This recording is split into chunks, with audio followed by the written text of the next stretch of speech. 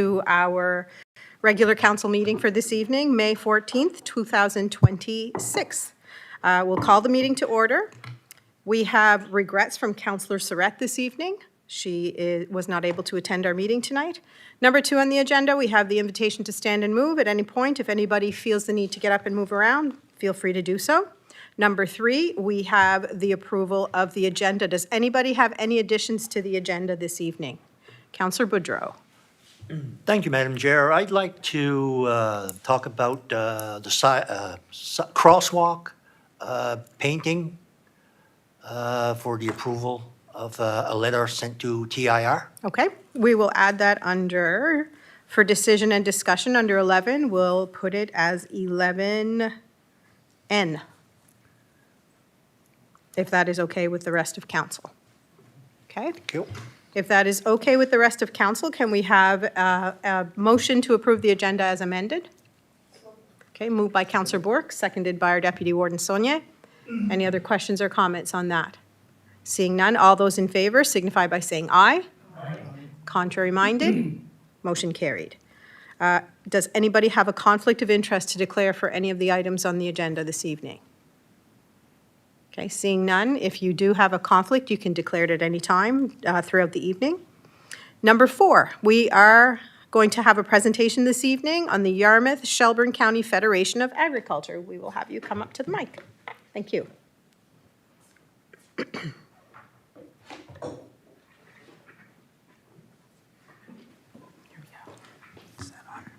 You're all set to go. Thank you. My name is Matthew Roy. I'm the current president of the Yarmouth-Shelburne County Federation of Agriculture. We are a county federation that encompasses both Yarmouth and Shelburne County. And I'm going to be presenting tonight on a proposal that we're trying to put forward to support local livestock producers in the 2 counties. And that is a community pasture model. There are no community pastures down in this area. The province currently has 8 throughout the province, and the closest one to this area is Digby. So we're trying to form a community pasture down in Yarmouth and also in Shelburne County. I have a farm in Shelburne County, Port Latour, and we are a certified organic farm that raises vegetables and tea and saffron. But in Yarmouth County and in Shelburne County, we have approximately 45 registered farms. And if we think about that as a number, that's a really small number for 2 counties to have farms. That's that number. Back in 2017, in Yarmouth County alone, there was over 100 registered farms. So we're seeing over time the decreased numbers of farms in this area. So we are the people that literally grow your food. We're trying to put together a pasture that will support the livestock producers in this area. I mean, we are the what used to be the backbone of a community, the agricultural community. In this area, it was very heavily, the backbone was the fishing industry and has been, and the shipping industry has been very, very solid down here.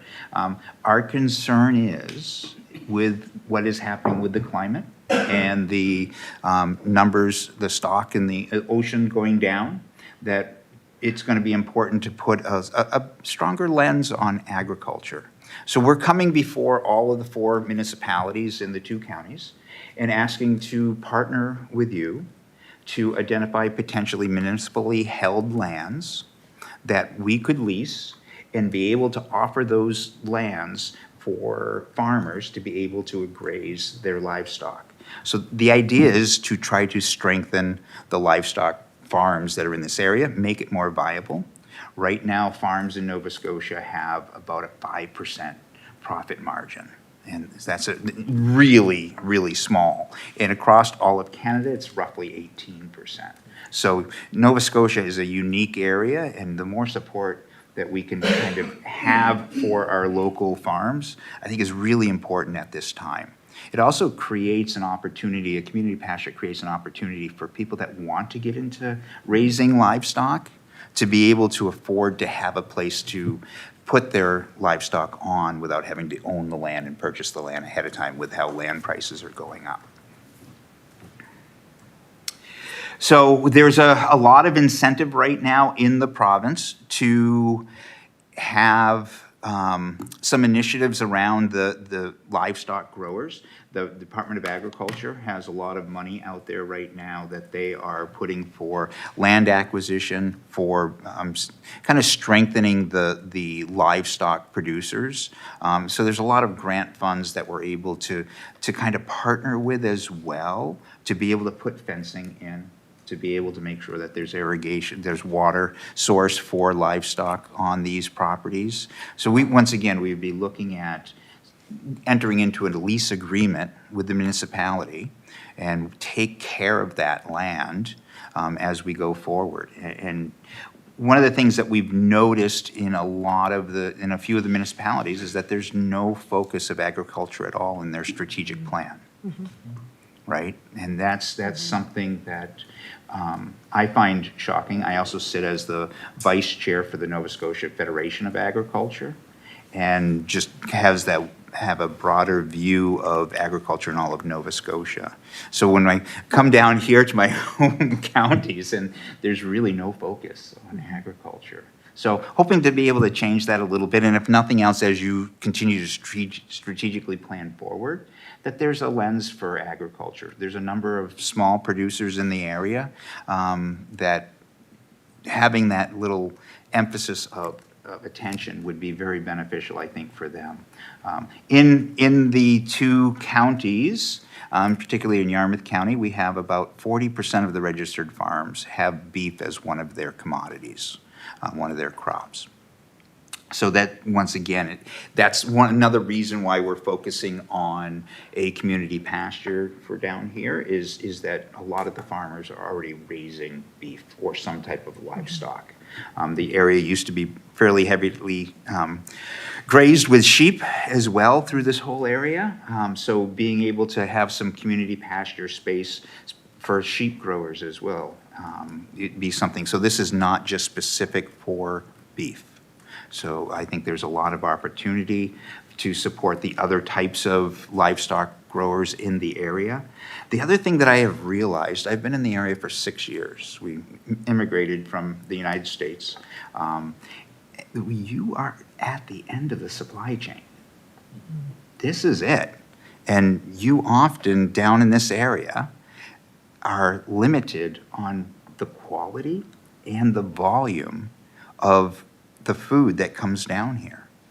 In Yarmouth County, we did have a chicken processing plant that has closed in the last 5 years, and that one thing created the pressure that a number of farms in the two counties stopped having chicken quota. So now even chicken has to come further away because there's not the processing plant. Yarmouth still has an abattoir. Another part of this is to hopefully keep that abattoir viable in Yarmouth County so that we can have that fresh meat being processed here. Once again, it supports the local growers of beef and sheep and other livestock by having that abattoir there. So, I mean, that's another big piece that we're looking at is we have infrastructure to be able to process the crop, the meat. So let's try to just build on that down here. Now, community pasture, we are proposing something that is not done anywhere else in the province or even across the country. There's one other municipality that I've been able to find that partners with their agricultural society to create a community pasture. Most of the community pastures in Nova Scotia are provincially owned or were purchased by the province and given to an organization to run. What we're looking at doing is partnering with the local municipalities to find pieces of property that we can then fence in and be able to graze for smaller producers that aren't all one big piece of property. So most of the community pastures in the province are one big contiguous piece of property, from 300 acres to 1,200 acres to 5,000 acres. So but we're looking at going, we have a lot of small farms down here. All we need is 5 to 10 acres in this plot here for potentially a small sheep grower to be able to utilize. Somebody with 6 head of cattle needs 12 acres of land potentially. So we can have these little spots around the 2 counties to be able to both isolate their herds so that we don't have to worry about disease and other things transferring, but more importantly, just opens up little pieces of property that is municipally owned already, that enables a farm to be just slightly more viable and maybe have a few more head of cattle or a few more head of sheep to be able to expand.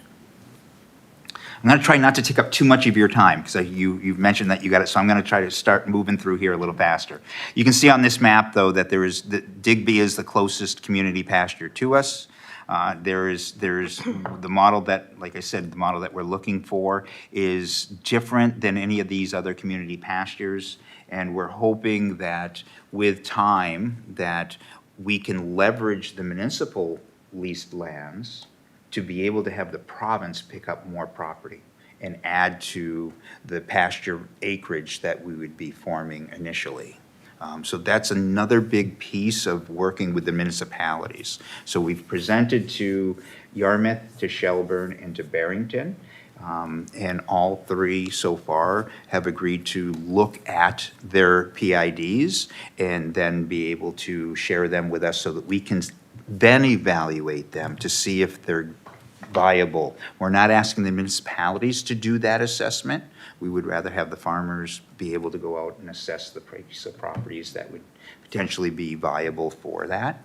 And then we would enter into a lease agreement with the municipality to manage those properties at the highest possible level. The idea would be is that those properties would increase in value and increase in the soil conditions would improve the way that we would manage the livestock that is on the property. So we were looking at creating what we're calling a Southwest Pastures Cooperative Limited. This will be a not-for-profit cooperative made up of the members that would be the farmers that would be having livestock on the pieces of property. There would be a board of directors, and it would be officially registered. And ideally, we would have the opportunity over time to be able to offer a summer employment for somebody in the area. So knowing that we are 2 counties, we're talking about creating a Southwest Pasture Cooperative, but within that entity, having 2 separate entities, one for Yarmouth County and one for Shelburne County, so that if down the road, if there was ever any opportunity to share or need support, we can guarantee that any support that you give would be just to the pastures that are in Yarmouth County, taxpayer dollars and taxpayer regions. So that's why we're within the Southwest Pastures, we're setting up those 2 distinct entities so that the lease that you would potentially be entering into would be held by the Southwest Pastures Cooperative, but there would be resources that would be designated just for Yarmouth County in those pastures. We're in a location as well that we have the longest grazing season from anywhere else in the province, down in Yarmouth and Shelburne County, with our moderated climate particularly. So it gives the farmers, once again, an advantage, slight economic advantage, where they potentially could be grazing the livestock on the community pastures. And if they have a pasture already at their farm, they could bank that grass, either get a first cut for hay to offset the cost of hay over the winter, or just bank it and let it grow tall so that when they take the livestock off the community pasture, they can put it on their home pastures and still have feed available there for their livestock. So there's multiple, that's kind of just a multiple way that a community pasture can support a farm, not just for having the cows on the community pasture, but also when the cows go back to the farm, how the farmer manages that property. So we'd also be looking at doing, making sure that there were permanent exterior fencing around the whole perimeter. And then within that, a requirement would be is that the farmer has to rotationally graze. So not just opening up the livestock for the entire acreage. There's basically, we know how much protein a cow needs in a day and how much forage. So we can section off a portion of that area and create internal paddocks, thus giving the grass that they've already eaten and passed over, excluding from that, they can't go back to it. It allows that grass to regrow. And that regrowing helps to sequester carbon in the root systems in the ground. So maybe in the long term, this is an opportunity to be able to sequester carbon on municipal land through the grazing process. So there may be some money out there, carbon credits, right? So there would definitely be a lot of maintenance on it. The other thing that we're looking at on with the community pasture with these small parcels is that some of them are pretty isolated. And when we're talking goats or sheep, often you need a guard animal. So, and those guard dogs, other guard animals aren't people-friendly, they're farmer-friendly and livestock-friendly. So some of those pieces that are more remote gives the opportunity to have sheep or goat out there with guard dogs that the farmer wouldn't have to worry about the interaction with the public on those PIDs. So then we would have a whole list of requirements for who can use the properties and what they have to do. So part of what we're looking at is in our formation of the organization is making sure that we have a vet on the board so that the animals are definitely looked after. We have that expertise on the board to be able to make sure, once again, that the animals are really being taken care of. So the owners, if they're a farm already, they carry a liability insurance. So they would be carrying that to the community pasture as well. What we're looking at is that in 2026, we're doing the groundwork.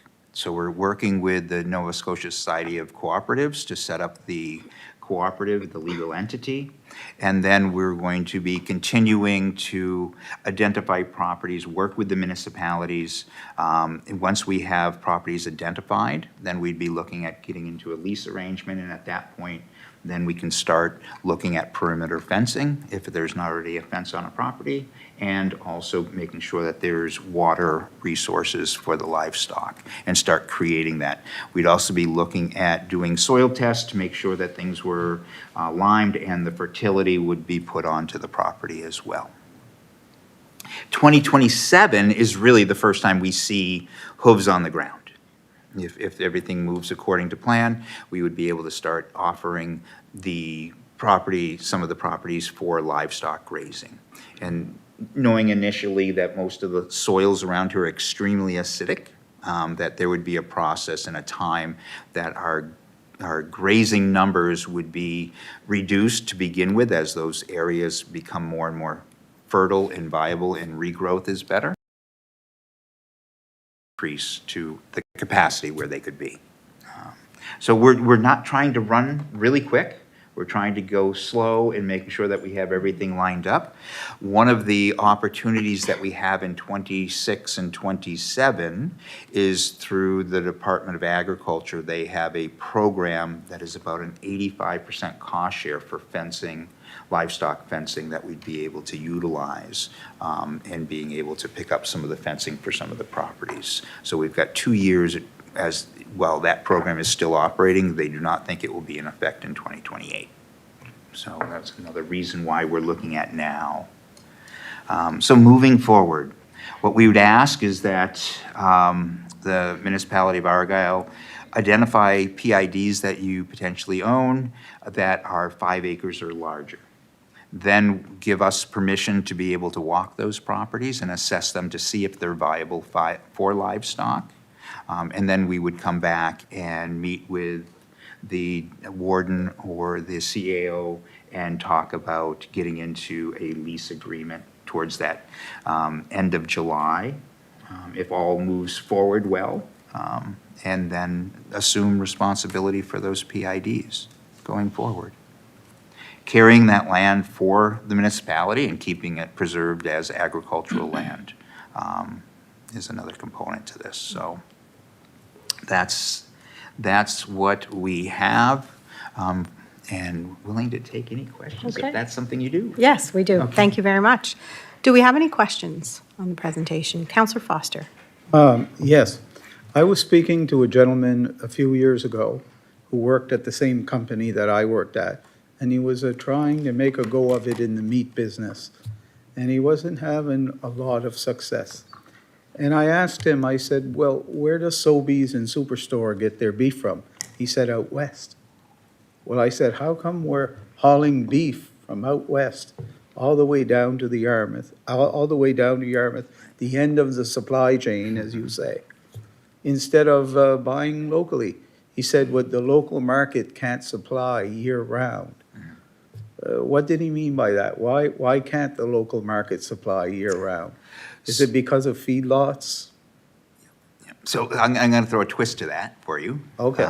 So the livestock that's grown in Yarmouth County, there is a custom butcher. So Yes. a lot of people will work with the farmer and buy a half a cow or a quarter cow, Right. side. But a lot of the beef that is grown in Nova Scotia Yes, as calves get shipped out west to Okay. the feedlots to Okay. grow and fatten up Okay. and get processed and then get shipped back here Okay. as cut meat. okay. So some of that beef that comes back this way actually started here. So the journey it takes Okay.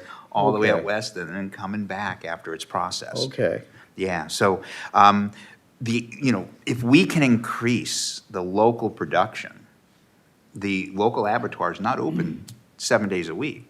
Right. There's capacity still Okay. here for more processing. The reality is the beef that's grown in a feedlot yes. is economical, Oh, okay, right? Because they're growing it a little bit different. They don't Yeah. have, they've got efficiencies worked into the system, and they're also growing it for the marbling of the meat, okay, right? That Yeah. tenderness that we're looking for. Right. So around here, most of the meat is grass-fed. Most of Right. the beef is grass-fed. Yes. So it tends to be a little bit tougher. Yeah. It's a matter of getting that protein content up so that you get the marbling of the I fat. see. Another comment that I would make is that in the 1950s, practically everybody had a few head of cattle around here, up until the 1950s. And then the men would go to Goose Bay, Labrador to work. So they weren't around to tend their farms. And we had a hurricane in 1954 that destroyed the haystacks on the marshes. Yeah. So people had to slaughter their cattle for the winter, and they never got back into it. By the time I was 10 years old, there were just a few old timers left in our communities that still had cattle. By now, all those hay fields that I remember as a child, I'm 63, they're all grown over now. There are very few fields that are left in our communities. And I've noticed that even the few fields that are left, some of them, they've stopped cutting the hay off of them in recent years. So if we were to own any, I don't know how much land the municipality owns, but if we did own any at all, if it ever was a field, it's probably overgrown with fairly mature trees. And that seems to me would be a significant cost in bringing it back to pasture land. Yep, that it would, right? And that's why we're hoping to partner and be able to look at those lands. The other thing is too, is that there's a increasing number of farmers raising goats. Oh, okay. And goats will browse on woody material. Right. Right? So it's not, what we need to be able to do is kind of think outside the box. Okay. And maybe it ends up being goats are in a pasture first. Right. That's a little bit more wooded or brushy. And then over time, Right. it clears more and we're able then to introduce livestock and cattle into that Okay, I see. pasture. I think if we look back in time, go up and down the southwestern shore, most of it was cleared for Yes. sheep and stuff like that. I've talked to any number of yeah. older people, right? And Oh, that's what yeah. they say. All you have to do is look at old photographs taken in the 1940s and 50s. Yeah. And you can see the river everywhere, you can see the harbor everywhere. There are practically no trees. Right, But now it's very heavily overgrown. Which is, to me, indicates that the soil has the capacity to be good grazing land if those trees weren't there, with minimal input. And so I have that optimism that, yes, the forests grown trees are an issue. And if we do a modern day clearing of those lands, it's going to be expensive. So let's think about a little different scenario, and how can we utilize the different types of livestock to get us to open fields again? Because excavator work and bulldozer work is just way too expensive per acre for a community pasture scenario. The other thing that we're looking at too, and not wanting to exclude, is potentially, those mobile chicken tractors.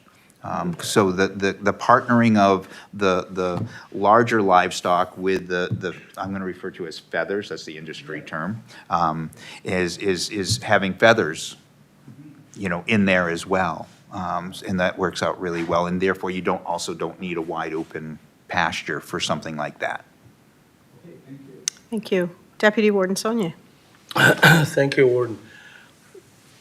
What is your ultimate industry? Is this based for an industry? Is it part-time? Is it a supplement income? Is it full-fledged farming? Right.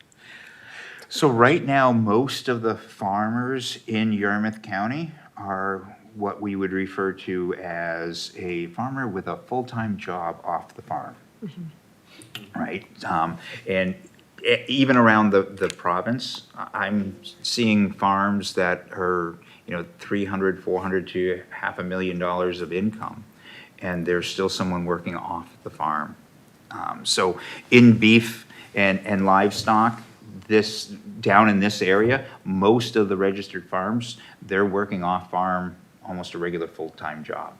And then the livestock or the other type of agriculture would be a part-time or an after-work enterprise. And the nice thing about when we think about livestock, it provides that opportunity that you don't have to be there 7 days a week all day long. You can look into your herd before and after work. So this, part of what the goal of this community pasture also is to increase the number of livestock to enable somebody to potentially be a full-time farmer and not have to get the off-farm job. And that's the unfortunate part of agriculture today, is the margins are so tight that more often than not, someone in the family needs to have off-farm income. And that doesn't matter what size, dollar-wise, the farm is. It's just a reality of agriculture today. When we're talking a 5% margin, that doesn't leave a lot to cover all of the expenses of operating a farmhouse outside of the farm, right? So, yeah, that's the reality. So this opportunity that we have here, if we can have somebody that is raising cattle already, or sheep, or another livestock, and have that expertise already to be able to increase their herd by 4, 5, 6 animals that hopefully will stay down in this area and go to the local abattoir, it's going to mean that much more financial resources that farmer can have. That's part of, I would say, part of the goal is to getting more individuals off of their part-time or full-time job and be full-time on the farm again, right? I think that's going to be a really good outcome of this, and not necessarily the actual intention of it to begin with. Okay. Thank you. Interesting. Any other questions for our presenter this evening? Okay, thank you very much. Interesting. You gave us something to really think about. Yeah, thank you for your time. Very, very appreciative. And I think it's an opportunity for once again, the municipalities in the two counties and the Ag Society, the Federation of Agriculture, to be able to partner and move forward and just create more opportunity. But that food resiliency for the area is really an important piece. So thank you. Definitely. Thank you. Thank you. It really was. Thank you. Okay, we're going to move on to number 5 for the approval of the minutes. So we have the minutes from the April 23rd, 2026 Executive Council meeting. Any additions, any issues with those minutes? Okay, seeing none, they will be moved as presented. Number 6, council announcements. Do we have any councilors who have any announcements they would like to make this evening? Councillor Digdon. Thank you very much. Just like to let the people know that we had a cake parade in Pubnico here last Saturday, West Pubnico, and that was to raise money for a new accessible bus for the Nikhil Home for Special Care. It went over, it's hard to put into words how it went over. The donations of baked goods, the donations of prizes, the donations of money. And it was nice to see a lot of our councillors that dropped in at it. Our own warden said a nice little speech. And it was nice to see some of the residents from Nikhil at it. And we had raised over $20,500. And actually, we're up over that now because I was down the wharf yesterday and somebody hauled up alongside and passed me a $500 check because they couldn't make Saturday. I just want to say a huge thank you, merci, to anyone that may have taken part in it in any way. And it was just great, and communities support, because it wasn't only a lot of times when we do have these fundraisers down home, it's for a localized person that's sick or whatever the case may be, or localized event. But being as though there's people at Nikhil from all areas of our municipality, and that people from all areas of the municipality, they supported it and supported it well. So thank you very much to everyone. I was Thank you. blown away. I was blown away. When I walked into that fire hall and saw all of the baked goods, I couldn't believe it. It was, Yeah. and I mean, we sat there for probably 2 hours while tickets were being drawn, and I had to leave because I had a grocery order to pick up. And it was still going. Like, it was really, really well done. Honestly, Yeah. normally when we set up tables, we set up 9 tables, and each bag where you put your tickets has 2 items for the winner. We'd put 3 items, and that they came, they said, Glenn, what we're gonna do? I said, we're gonna set up another table. Within 10 minutes, that other table was full. And I said, let's go to the other room, set up more tables. And it was great. It was great. You definitely weren't lost for words, but thank you very much for everything. Councillor Bork. Thank you. Yes, thank you to everybody that did support the Nikhil bus. It's really well appreciated. Thank you, Glenn. Also, I just want to say thank you to the people that supported the Mother's Day tea that was held on Sunday at the Club des Îles. It went very well. We collected around $5,000, so that's excellent. Yeah, it's unreal how much there's a lot of support in the community. So it was well decorated. Thank you to Patsy and Guy Surratt for their hard work that they did for this Mother's Day tea. So, and happy Mother's Day to everyone. Thank you. Thank you. Anybody else? Okay, seeing none, we'll continue on. Next on the agenda is the warden's report, so I've included my report, just taking a quick scan through. I put a bit of a lengthy description at the end about the NSFM that was here, the spring NSFM. It was an excellent conference, and the comments that we received were that people felt that it was one of the best conferences held in a while. The topics were relevant to rural communities, and there was a lot of information, hard to take everything in. Had a little bit of a blip with the power going out right before the social event, but all of the local people, YASTA, that organized it was unbelievable. You wouldn't have known that there wasn't any power. So we had a couple of social events that were sponsored, that were organized by YASTA. And the caterer that they had hired was Joan Semple and her crew, and it was phenomenal. People were so happy with the food, with the seafood. It was amazing. And Dion's Oyster Company was there as well with the oyster bar, and there were lineups all night long. There were smiles on everybody's face all night. So it was awesome. It was well done. I was glad that we had such a good turnout and feedback for this area. It's always nice when we can get people who want to come back. The comment was made that we should have every conference here. That's what they said, so it was good. Excellent. Number 8, committee reports. Does anybody have any reports they'd like to make for committees this evening? Okay, seeing none, we'll continue on. Number 9, 7-day notice. We don't have anything under 7-day notice. Number 10, old business. We don't have anything under old business. We'll move on to 11, which is the bulk of our meeting, for decision and discussion.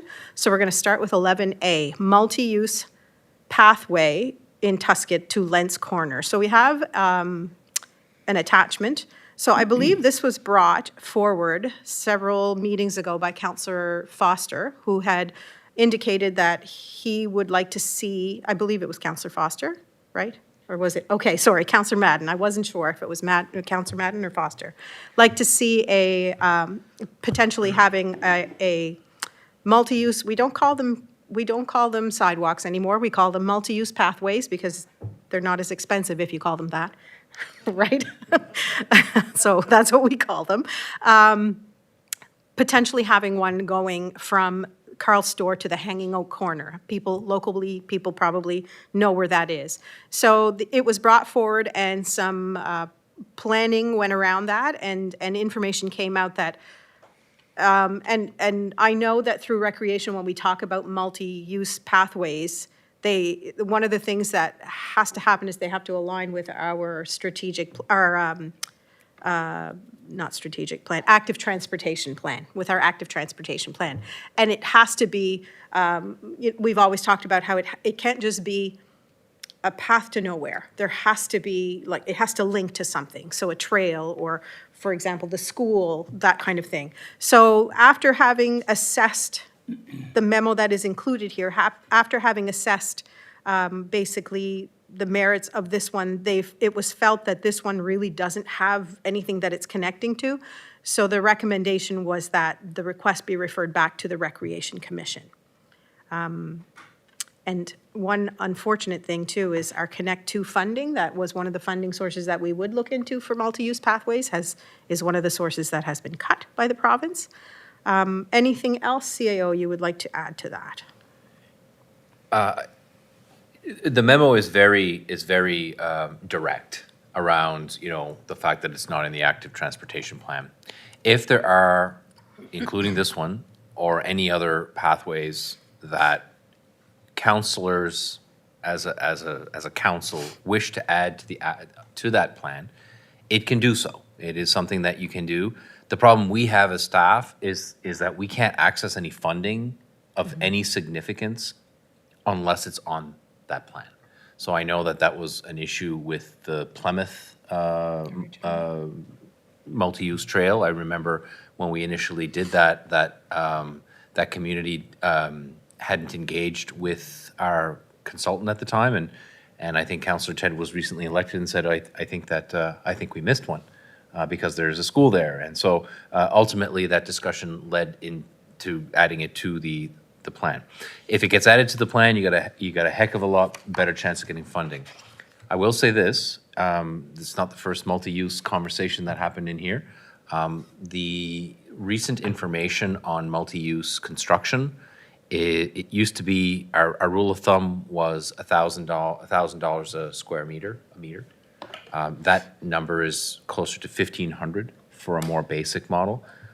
It could be less than that if it's not paved or concrete or anything like that. So when your citizens or residents, or where you're thinking of in planning this, depending on the topography or the geography or the hills and whether there's ditches or not, the cost can be lower or higher than that number. But that's a bit of a rule of thumb for you. Particularly if we can't get funding for that, then it's the understanding that, okay, if that's something that council wishes to do, council can build that you have full control over that. If it's not in the active transportation plan, however, it will be your money and not matched money. That's really the difference between the two. Just because it isn't in the plan doesn't mean you can't do it. It just, it won't get the support from federal or provincial governments. So I just want to clarify that a little bit, because it kind of cut to, it felt like it came to like an abrupt conclusion. That's not our intent. Our intent is to say, look, we have to follow the plan. We feel like, you know, we like it when other people pay for stuff for us.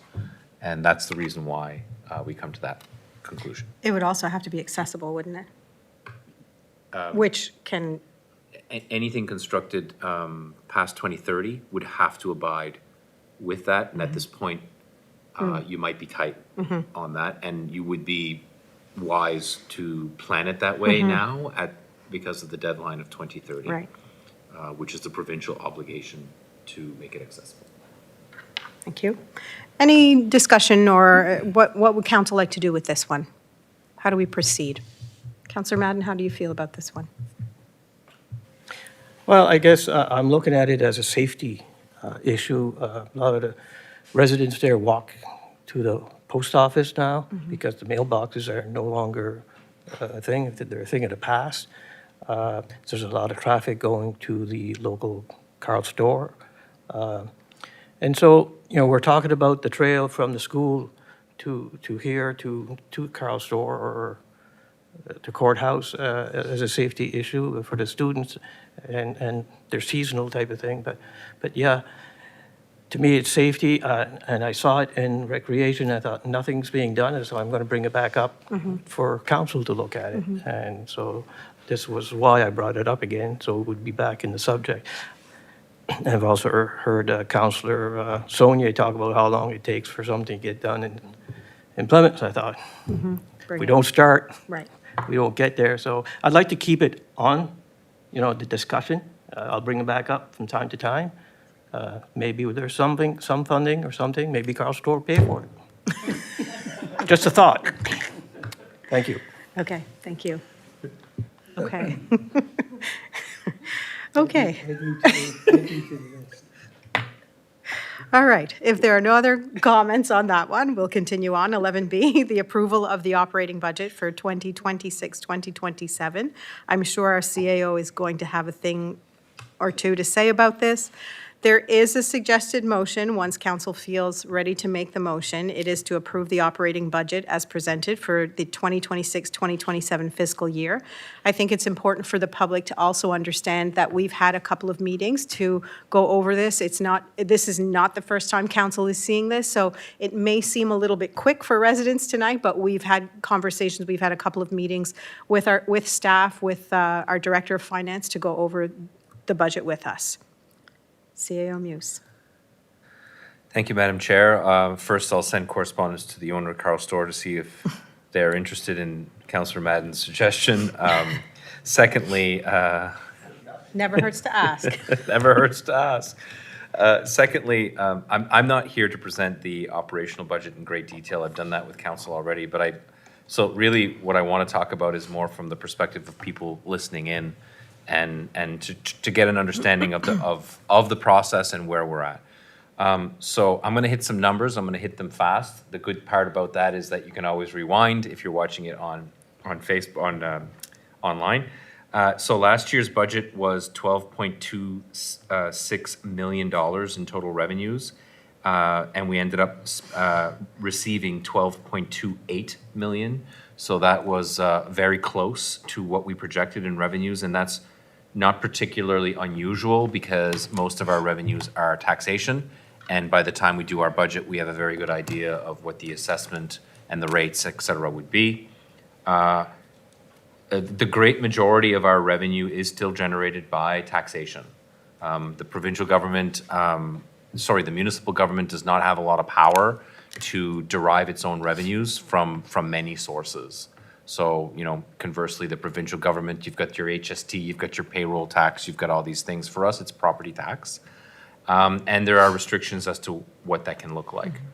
The revenue from this year to last year will go up. It will increase by 5.76%. That is not a rate increase. That is new buildings. that is market value increases that are limited to inflation in many cases, in not all cases. So it's not just market value growth, it's actually growth, new properties. 5.7 is a reasonable increase considering the cost increases that we're also seeing. I've seen it worse and I've seen it better. And so I suspect that in the future that percentage may taper for a couple of reasons. One is, you know, inflation is not going to be as high as it is right now forever. Secondly, you know, the market and the market around housing appears to be softening, at least in our early data. And how do we know that? It's through our deed transfer taxes that get received is an indication of activity or lack thereof, as well as the percentage of market value. So if your market value prices are dropping, your deed transfer tax revenue is also dropping. Other revenues are sales of services. We have some new services that we're into. We do sell a lot of wind energy, as many of you might be are aware. Many residents may be aware.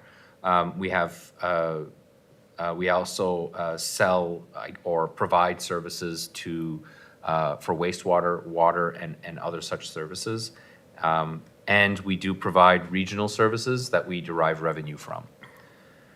So the budget the revenue increase is quite large comparatively to last year, but most of that is our own money.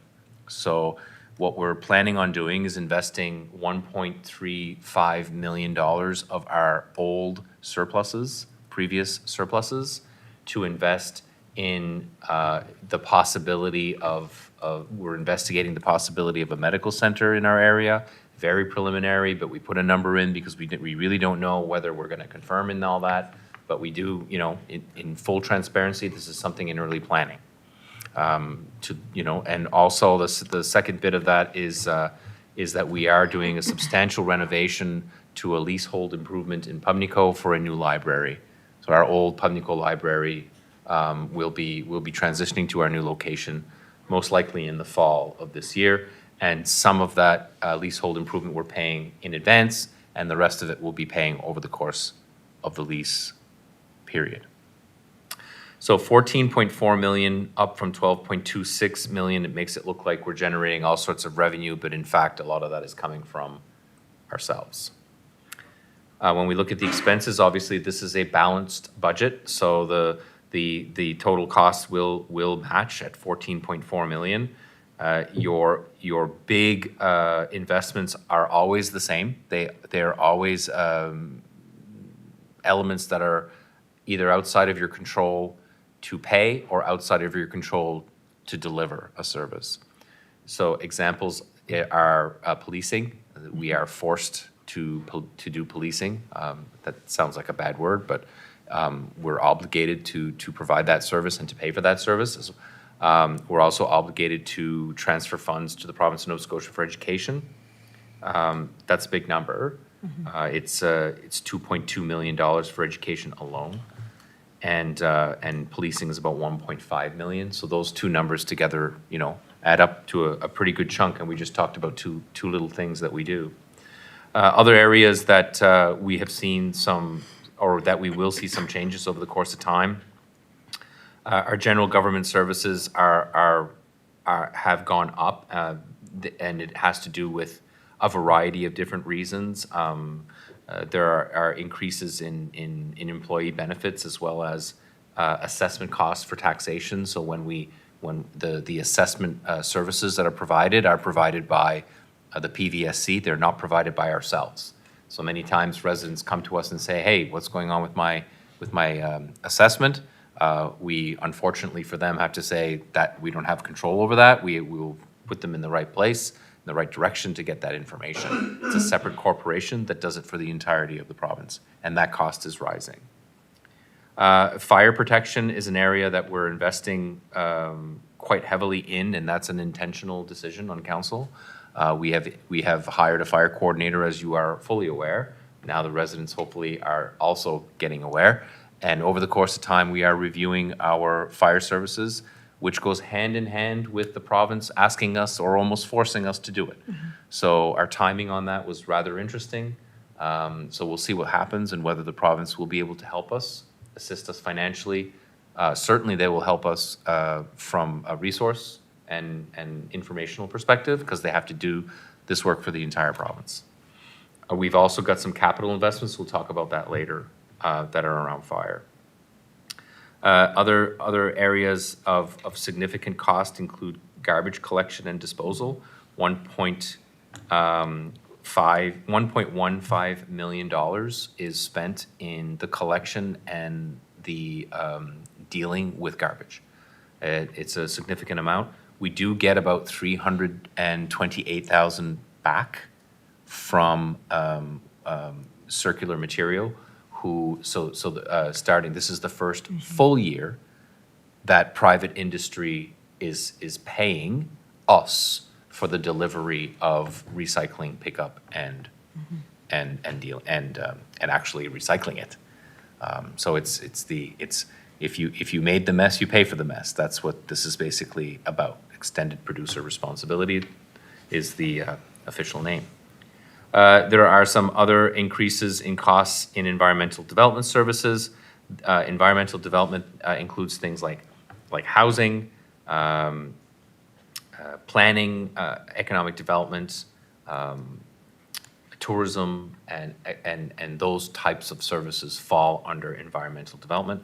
And we're seeing an increase in that area, some of which will be one time, and some of it will be over the course of time around community development. We now, as you know, have a community development officer. It will fall under that department.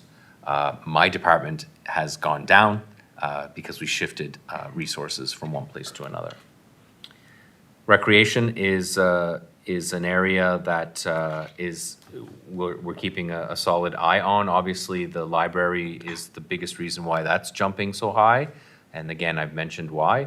Secondly, we do have contributions to the regional recreation organization called the Mariner Center, and so that has gone up this year in anticipation of the operations being, the new operation beginning.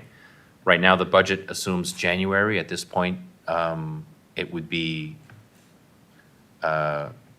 certainly ideal if it was January, but I'm thinking, you know, with construction comes delays, and we have to be mindful that it could take a little longer to actually operate at full capacity. I expect that we will be operating there at some capacity before January. Last I'll say is that every year we do put money aside to our own funds for future capital.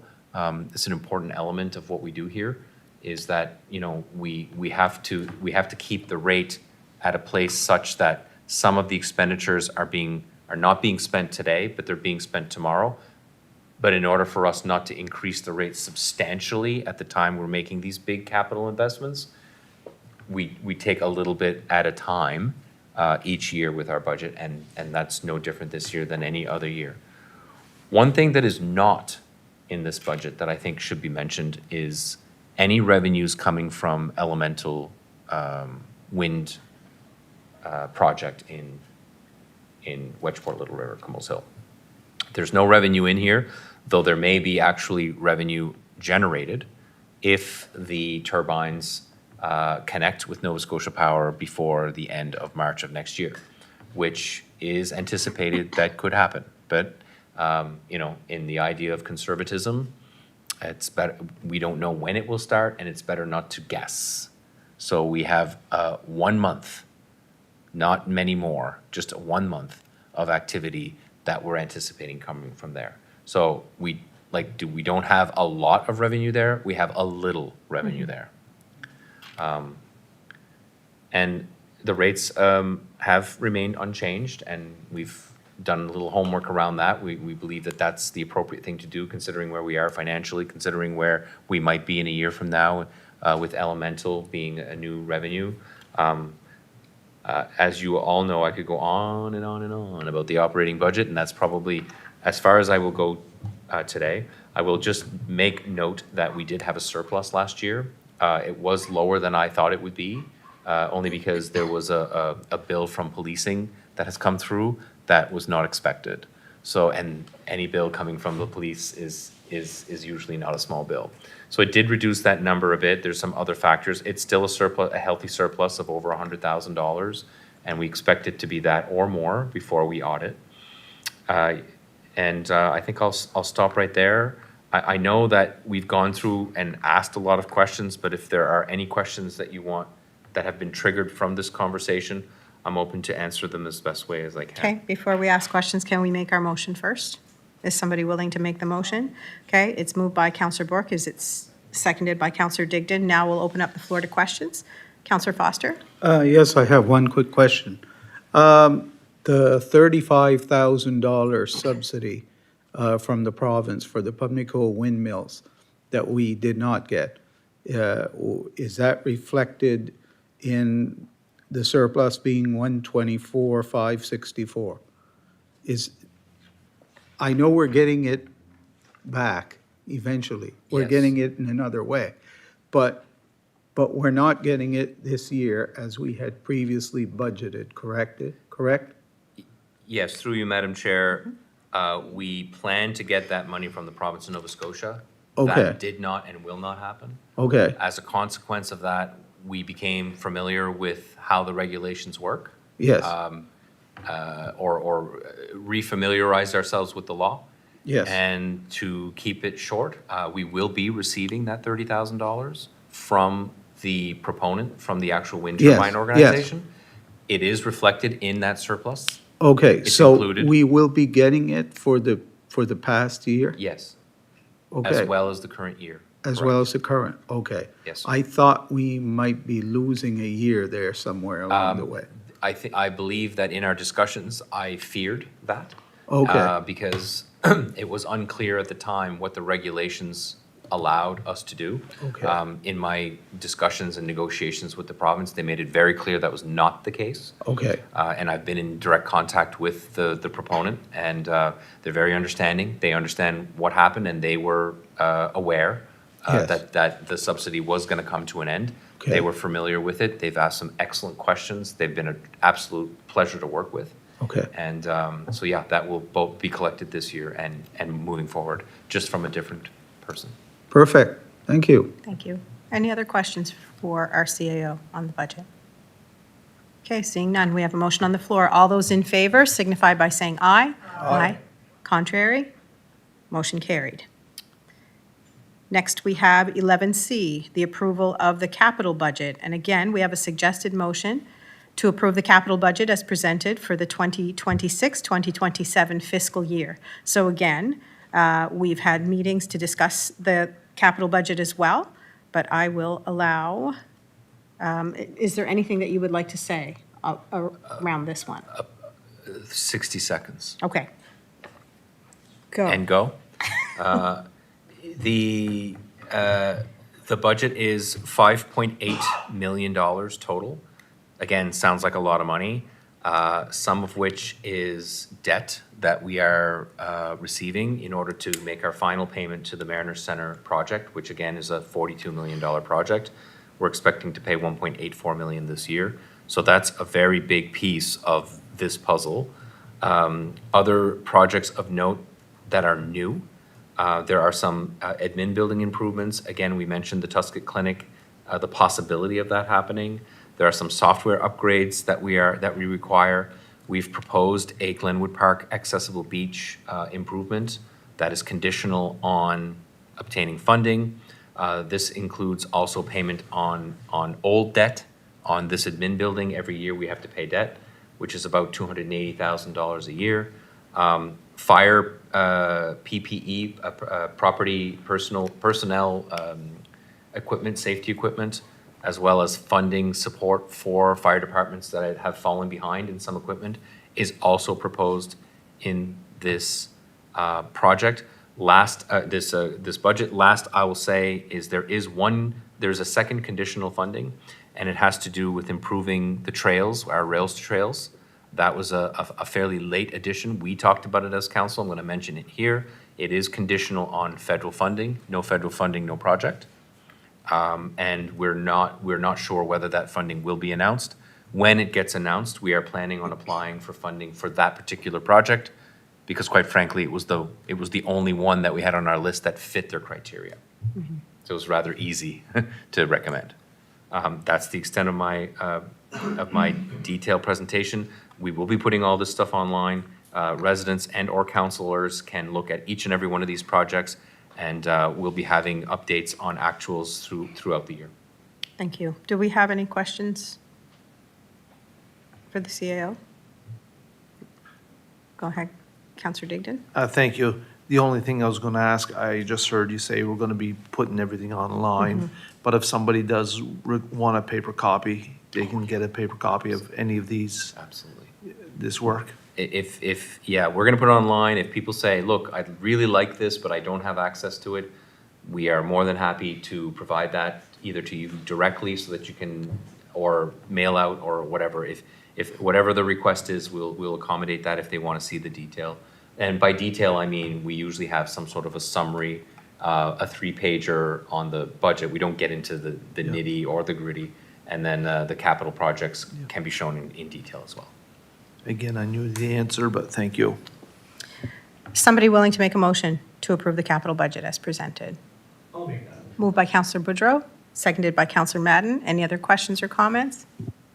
Seeing none, all those in favor signify by saying aye. Aye. Contrary minded, motion carried. Next, we have 11D, the tax rate approvals for residential, commercial, and resource. So we have a suggested motion. As our CAO already mentioned, we are not changing our tax rates this year. We are keeping them as they are.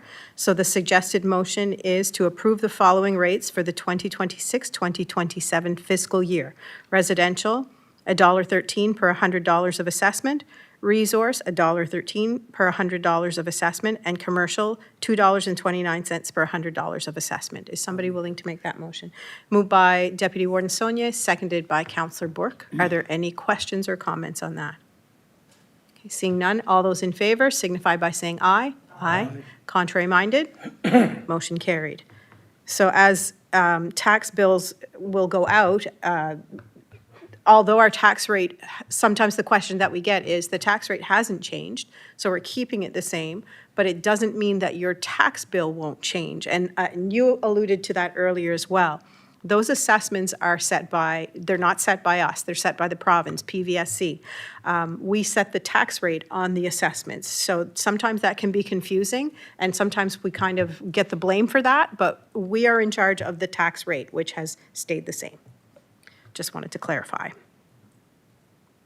Next, we have 11E, the approval of the list of charitable organizations for tax exemption. So we have a suggested motion to approve the enclosed list of charitable organizations subject to partial or full tax exemption for the 2026-2027 fiscal year. Is somebody willing to make that a motion? Moved by Councillor Madden, seconded by Councillor Bourque. Okay, questions on that? Councillor Digdon. Thank you. Yes. I'd like to remove myself from this vote, being as though I'm a paid employee of one of those organizations that is on that list. Okay, absolutely. you. Sure. Any other questions or comments on this item?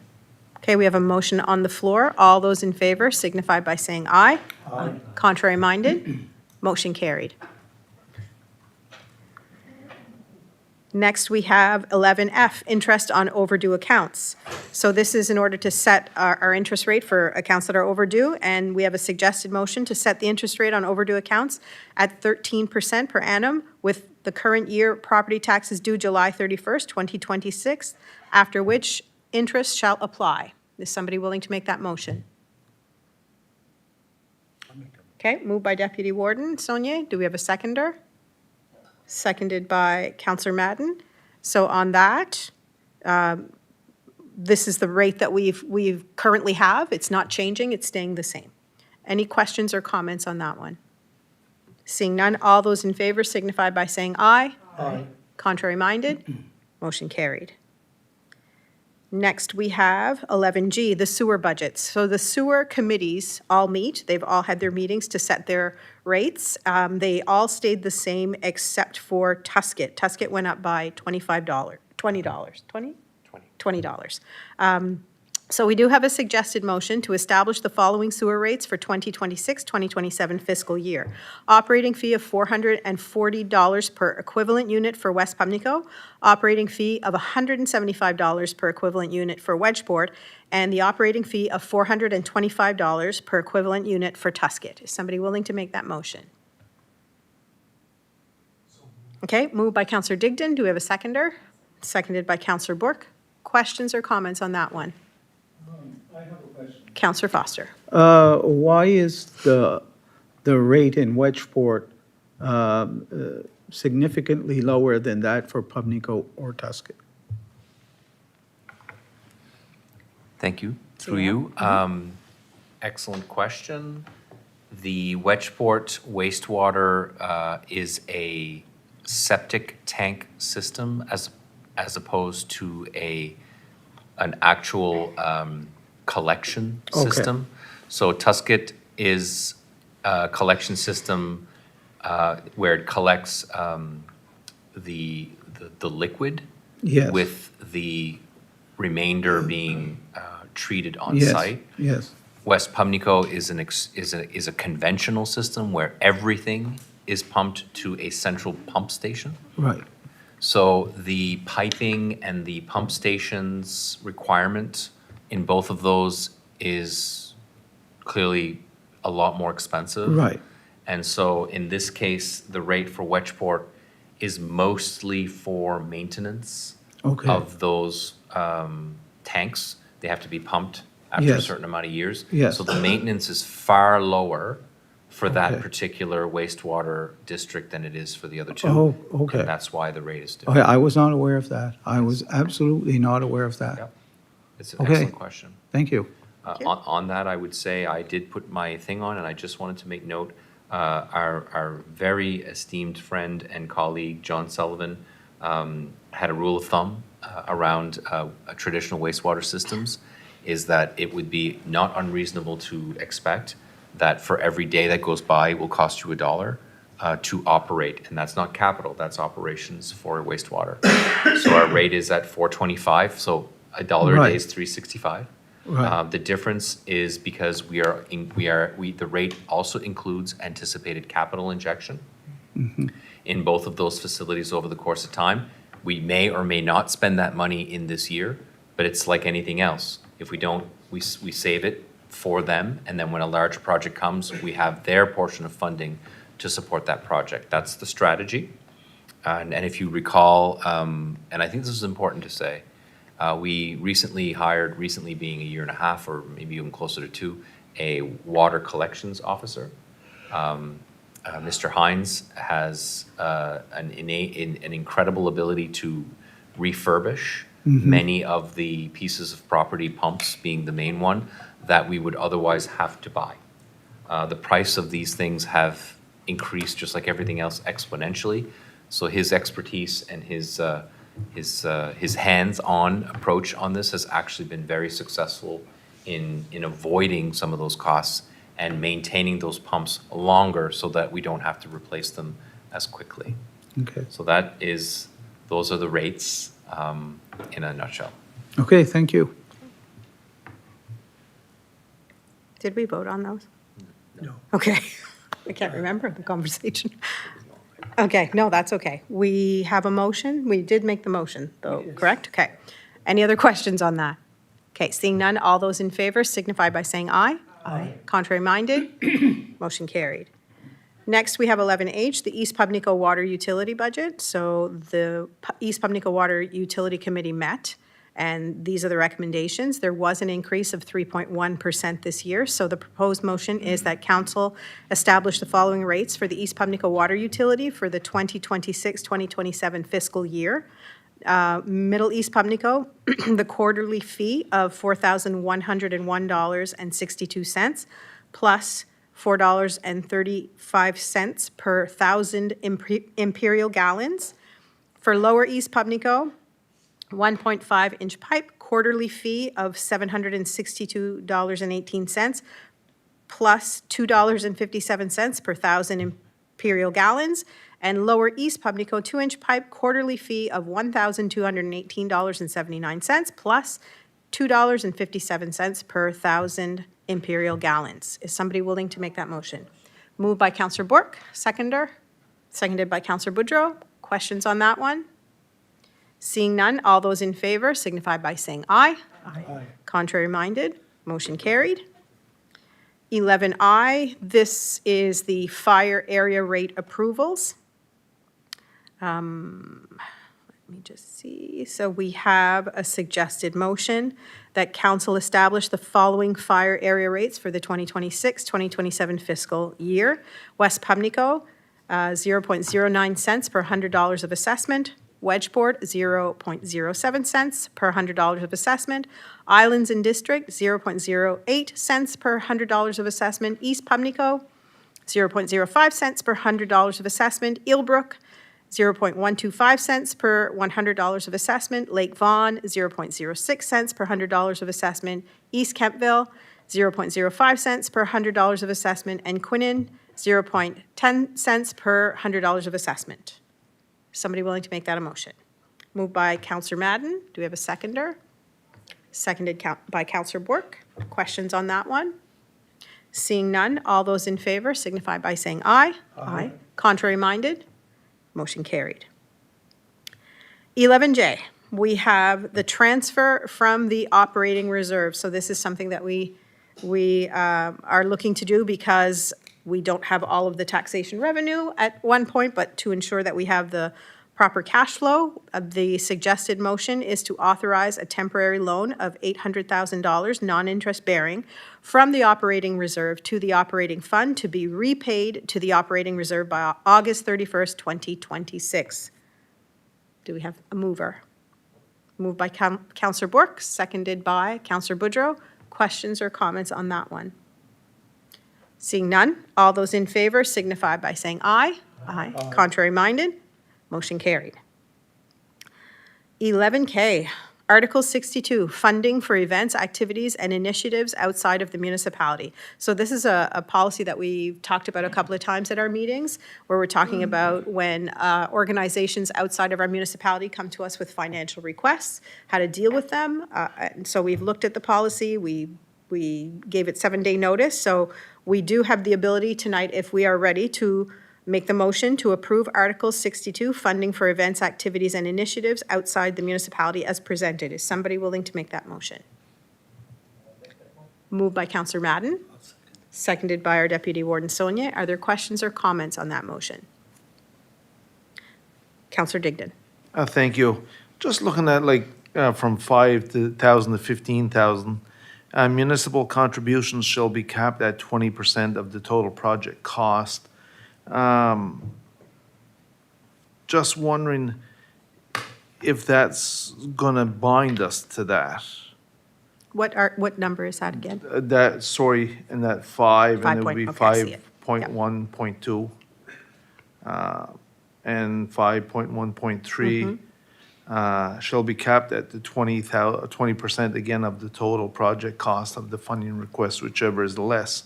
But are we gonna by making this policy like this, is that saying that they're automatically gonna be receiving that much money, Yes. the organization?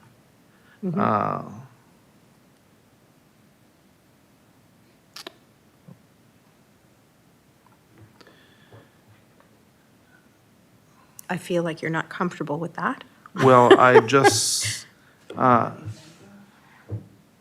example of that? So, and I was thinking too, like the sponsorship, we have a request later on.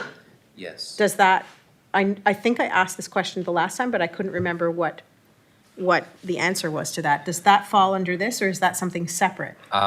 We ping-ponged that one a little bit. Okay, So the way that we tried to get around this is that most sponsorship requests would be below the $5,000 mark. So whether it's under the sponsorship, whether it's on the grants to orgs, whatever policy it may be, because it's below $5,000, you have total discretion. okay, You get less, what you're basically, what the policy is saying is, you're forcing yourself to limit in those instances of where it's between 5 and 15,000, or whether it's more than 15, there are restrictions. as to how much you can provide. There is no, I don't think there's any wording in here that says that you can override that. I don't know, there are, I shouldn't say that without actually mentioning Section 6, which talks about legacy and strategic initiatives, so something that's like it's a once in a lifetime kind of event. I'm paraphrasing here, there are definitions as to what that activity might be. So if you're hosting a significant or uncommon event, activity, or initiative, like, let's say, Music Week or a music festival or Acadian, whatever, those would fall under legacy and strategic initiatives and would not fall under those restrictions in Section 5. So to pass this the way that it is to accept the fact that you will be restricted. If you, and the problem with the policy is the moment we pass it, it'll be wrong.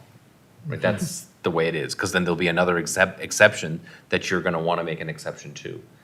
In the case where you have policy development, you should first amend the policy to accommodate such a thing before you would make a decision to support an activity of that nature if it doesn't fit in here. And I can assure you with 100% certainty that something is not gonna fit this policy.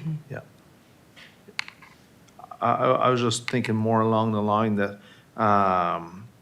municipal contributions shall be capped at no more than 20% of the total project cost. If you know, or at the discretion of council. The only thing here, what I see is somebody is asking for more than 15,000, they're automatically gonna get 20% of it anywhere, or 20% of the total project cost, or the funding request, whichever is less. So if they ask for 15,000, If they My- ask for 16, sorry, go ahead. my understanding is if they're asking us for 16,000, let's say, our contribution to that is 20% of the total project cost. Now, if the total project is 16,000, then we're capped at 20% or whatever's less. However, if the project that they have, maybe the project is $68,000, but they're coming to us for 15,000. We can give 20% of the total. It'll all depend on how much the actual project costs, right? So that'll be trickier for us, because we're used to seeing a number and just saying, okay, they're asking for 16,000, we're gonna decide on how much we're gonna give them. But this will make us really look at the total project budget, which I don't know if we've really been forced to do that before. And maybe not. You know, hopefully it'll end up being okay, really. It's just that I just want to make sure Yeah. that we know exactly what we're voting Right. on that. And, Right. yeah. Yes, May I? absolutely. If something comes in here and of course the staff is gonna follow policy and you don't like the policy for that particular request, policies are made to be changed. And so if that's in fact your wishes, like I said, and I'm repeating a bit, you would amend the policy and then you would consider you'd then be able to potentially consider the ask. If you're gonna do discretion on every ask, then my suggestion is not to pass the policy, because that's what you do now. Right. You apply discretion and you apply your own discretion, and applying your discretion is advantageous, obviously, you're in the position of power. The difficulty, the darker side of that is that you're being asked to contribute, and it's almost that their request is driving your decision rather than your discretion, if that makes sense. So I think what Councillor Madden raised is that we want to try to, set the expectation that we're not going to be at 33% of every project. Exactly. This policy does something to improve that, but I fully expect it would be amended over the course of time as we get requests, and that we actually use this policy. It's not a bylaw. It doesn't take long to change. We could change it in 24 hours. You could have 7 days' notice, and then at the next meeting, you could consider that change. No, and that's great. Thank you very much. Yeah. Thank you for the work you just put on it. And it's like every, or I shouldn't say every, but a lot of other policies that's been through around this table here. Along the way, we had to tweak them somewheres or change them or, yeah, That's so what they're thank you. That's what it's for. Thank you. Deputy Warden Sonia? Thank you, Warden. Under 4, eligibility criteria, 4.2, the application must demonstrate a clear and direct benefit to the municipality. So is that kind of a way to say we can give more, or just says that we can give? I feel that what my interpretation of that, and it is subject to some interpretation outside of this. I would say that if an activity that was happening outside of the municipality that could not demonstrate a clear and direct benefit to the municipality, you would give them nothing. And That's if how it I does, would- it doesn't exceed the 20%. And if it does, there's a benefit, it's like, okay, all right, does it benefit? Yes, no? The answer is yes. The answer is gonna be yes in most cases. It's hard not to benefit people from the municipality when you're hosting a regional event. If they pass that test, at that point, what's the size of the project?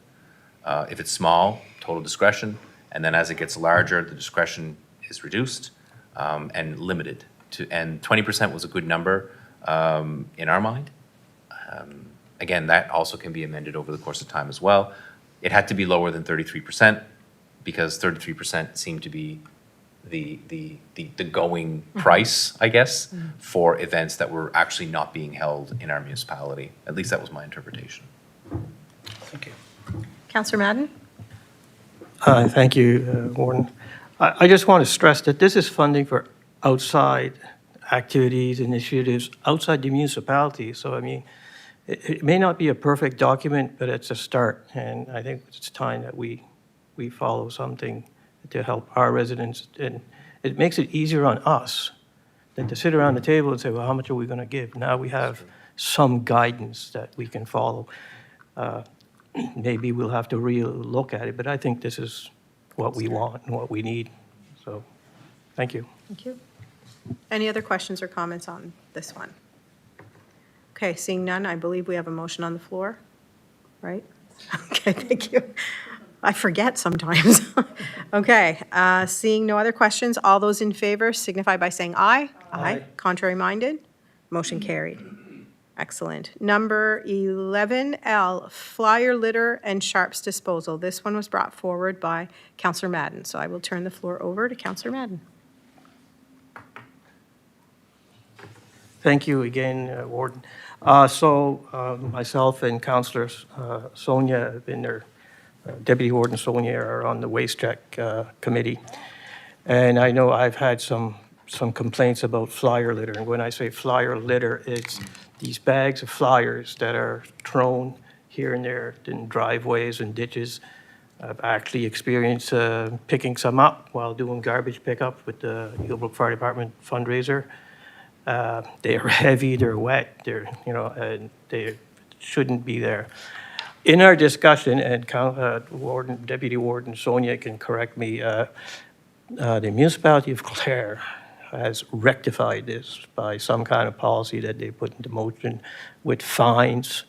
They said they don't have an issue anymore. My recommendation would be for the staff to reach out to the Municipality of Clare, see what they did do to eradicate this problem. In our meeting, it seemed like it was more of a Argyle problem, and they wanted, instead of Waste Check dealing with it, they wanted the municipality to deal with it directly, and they feel that would work better. Councillor, Deputy Warden Sonia, if you want to add to that, you can. Thank you, Warden. You're bang on, Councillor Madden. Our colleague from Clare invited us to check out their policy, says we can tweak it, or even just have a look at it, as Councillor Madden said. He said it's working for them. We have in Plymouth a box which is working, but for some reason, people are not putting these boxes anywhere else. But apparently this policy, as Councillor Madden said, is working for them, so I think we should at least to his point, have staff have a look at it and see what we can do with it, because it's almost sanctified litter. You know, we're letting people litter for nothing here. Are you making that a motion? I will, sure. So you'd like to make a motion to ask staff to look into the policy that Claire has regarding flyer litter? Flyer litter? yeah. Flyer litter? Yeah. Okay, is somebody willing to second that motion? I'll second that. Okay. Go ahead. Counselor Woodrow, any other questions or comments on that one? Counselor Dignan? Thank you. It's, I don't know if it's timing or what, but that their litter problem with the flyers that we were having may be taking care of itself on the 27th of July.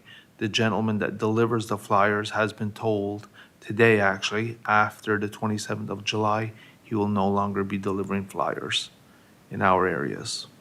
So, and he don't believe that there's anyone else taking it on.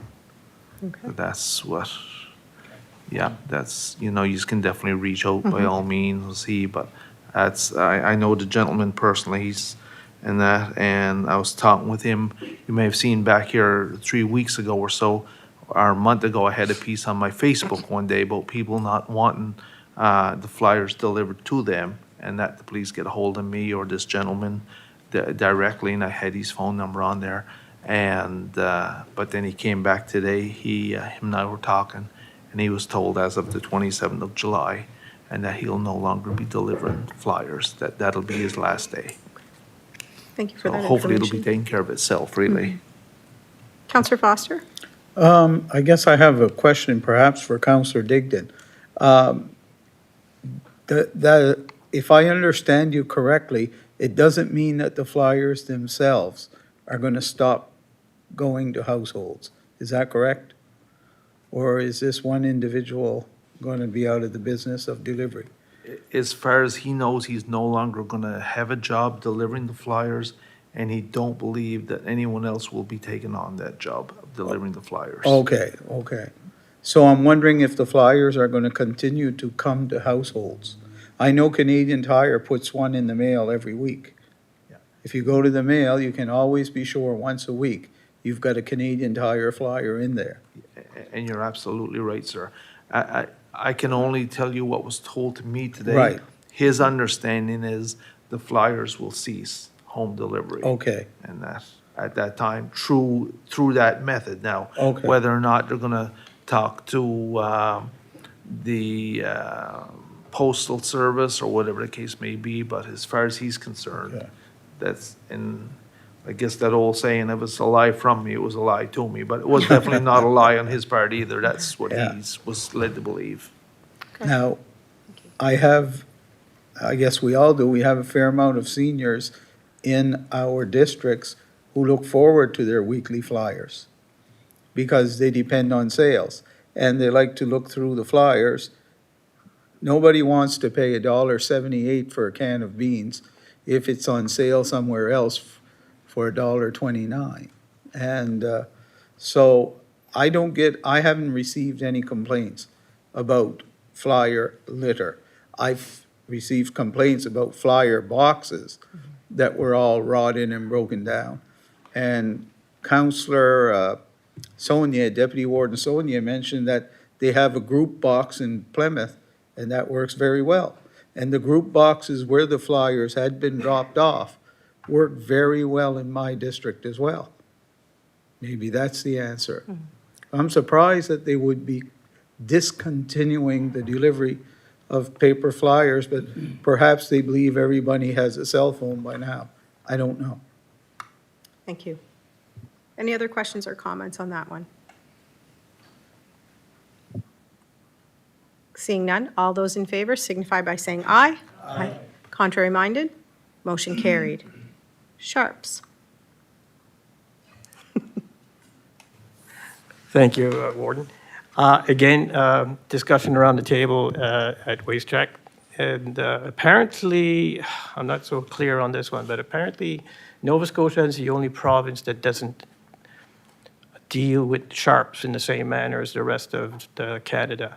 And they're not, the pharmacies of Associated Nova Scotia can talk about this, but they are not necessarily forced to take back the sharps. And we're talking sharps as deals and stuff like that. So I see here that we have written a letter through Waste Check to the ministers in charge, Minister Hallman. I don't know if there's any action here that we have to take where this letter's already written, but just to make you aware that it is different in Nova Scotia now. I do have access to pharmacy as everybody else, and I was talking to them, my pharmacist today, and they will take back sharps in the yellow boxes that they're given, and they haven't refused any, but it doesn't mean they have to. So I think what they want to do, now you can correct me again, Deputy, they wanted to make it compulsory that the pharmacies have to take back these sharps. It's a matter of safety, of course, for everybody. My pharmacist did say that, if you come there with a bottle of Pepsi or milk jug full of sharps, they will not take them. It has to be in a certified lock. So I don't know if there's any action here, just awareness of what's going on. Thank you. Thank you. Deputy Warden Sonia? Thank you. I think that letter comes from Linda Gregory, from Digby. What I understood was that Nova Scotia didn't have a policy, and that they should, and we should write the province to have a policy on sharps to make sure that they're handled properly. That's kind of what I understood. The rest of Yeah. Canada is good, Nova Scotia is doing it. Yeah, we seem to lead the country on waste, but not on sharps, so. Interesting. So I guess a motion to write a letter to the province. Okay. Is what we're looking for here, Okay. You're making that a motion? Do we have a seconder? please. Seconded by Councillor Bork. Comments, questions? Councillor Digdon? Yeah, thank you. And that's one that, the flyers is one thing in the ditches and on the side of the roads and all Yes. that. But these sharps, the kids can pick up flyers all day long and play with them, whatever the case may be, throw them around. They pick up the wrong sharp and that end up poking, with a poke. It can be grave consequences in that. And I know not often, thank God, but there's been times when I've went out and picked up sharps in my neighborhood because people knowing, as a paramedic, we're trained to deal with sharps and how to deal with them. And the pharmacy down home actually had gave me a sharps container that they took back. And this last time when some of the ladies from the golf course went and done the commuter parking lot, they picked up a sharp or some sharps. So this is one that I honestly hope, that we follow up on. And it's, you have people that that don't want to make anyone sick or whatever, but at the same time, they don't have no place to get rid of their sharps or whatever, so they think they're putting it in a safe place sometimes, but it's not necessarily the case. So we have to make sure, I think, that we follow up on this one. Thank you. Thank you. Okay, any other questions on that one? Okay, seeing none, all those in favor signify by saying aye. Aye. Contrary minded, motion carried. Number 11M, light pollution suggestions. So we started a light pollution bylaw, looked through it and realized that it needed some work. So we were able to kind of take it back to the table and see what could be improved. So one of the components was speaking to the business communities to do some consultation to see what they were feeling about the bylaw. So as you can see, 7 local businesses, 4 retailers, 3 fishing, 3 from the fishing industry, and 2 nonprofit organizations were consulted regarding our bylaw. And basically what I could see from all of this is they are in favor of protecting the night sky. They definitely do want to see us continue to protect the night sky. However, they do have some concerns. So the main concerns that were raised through these consultations were operational and safety requirements, liability considerations, contractual obligations, economic development impacts, enforcement and compliance timelines, security and surveillance needs, cost implications.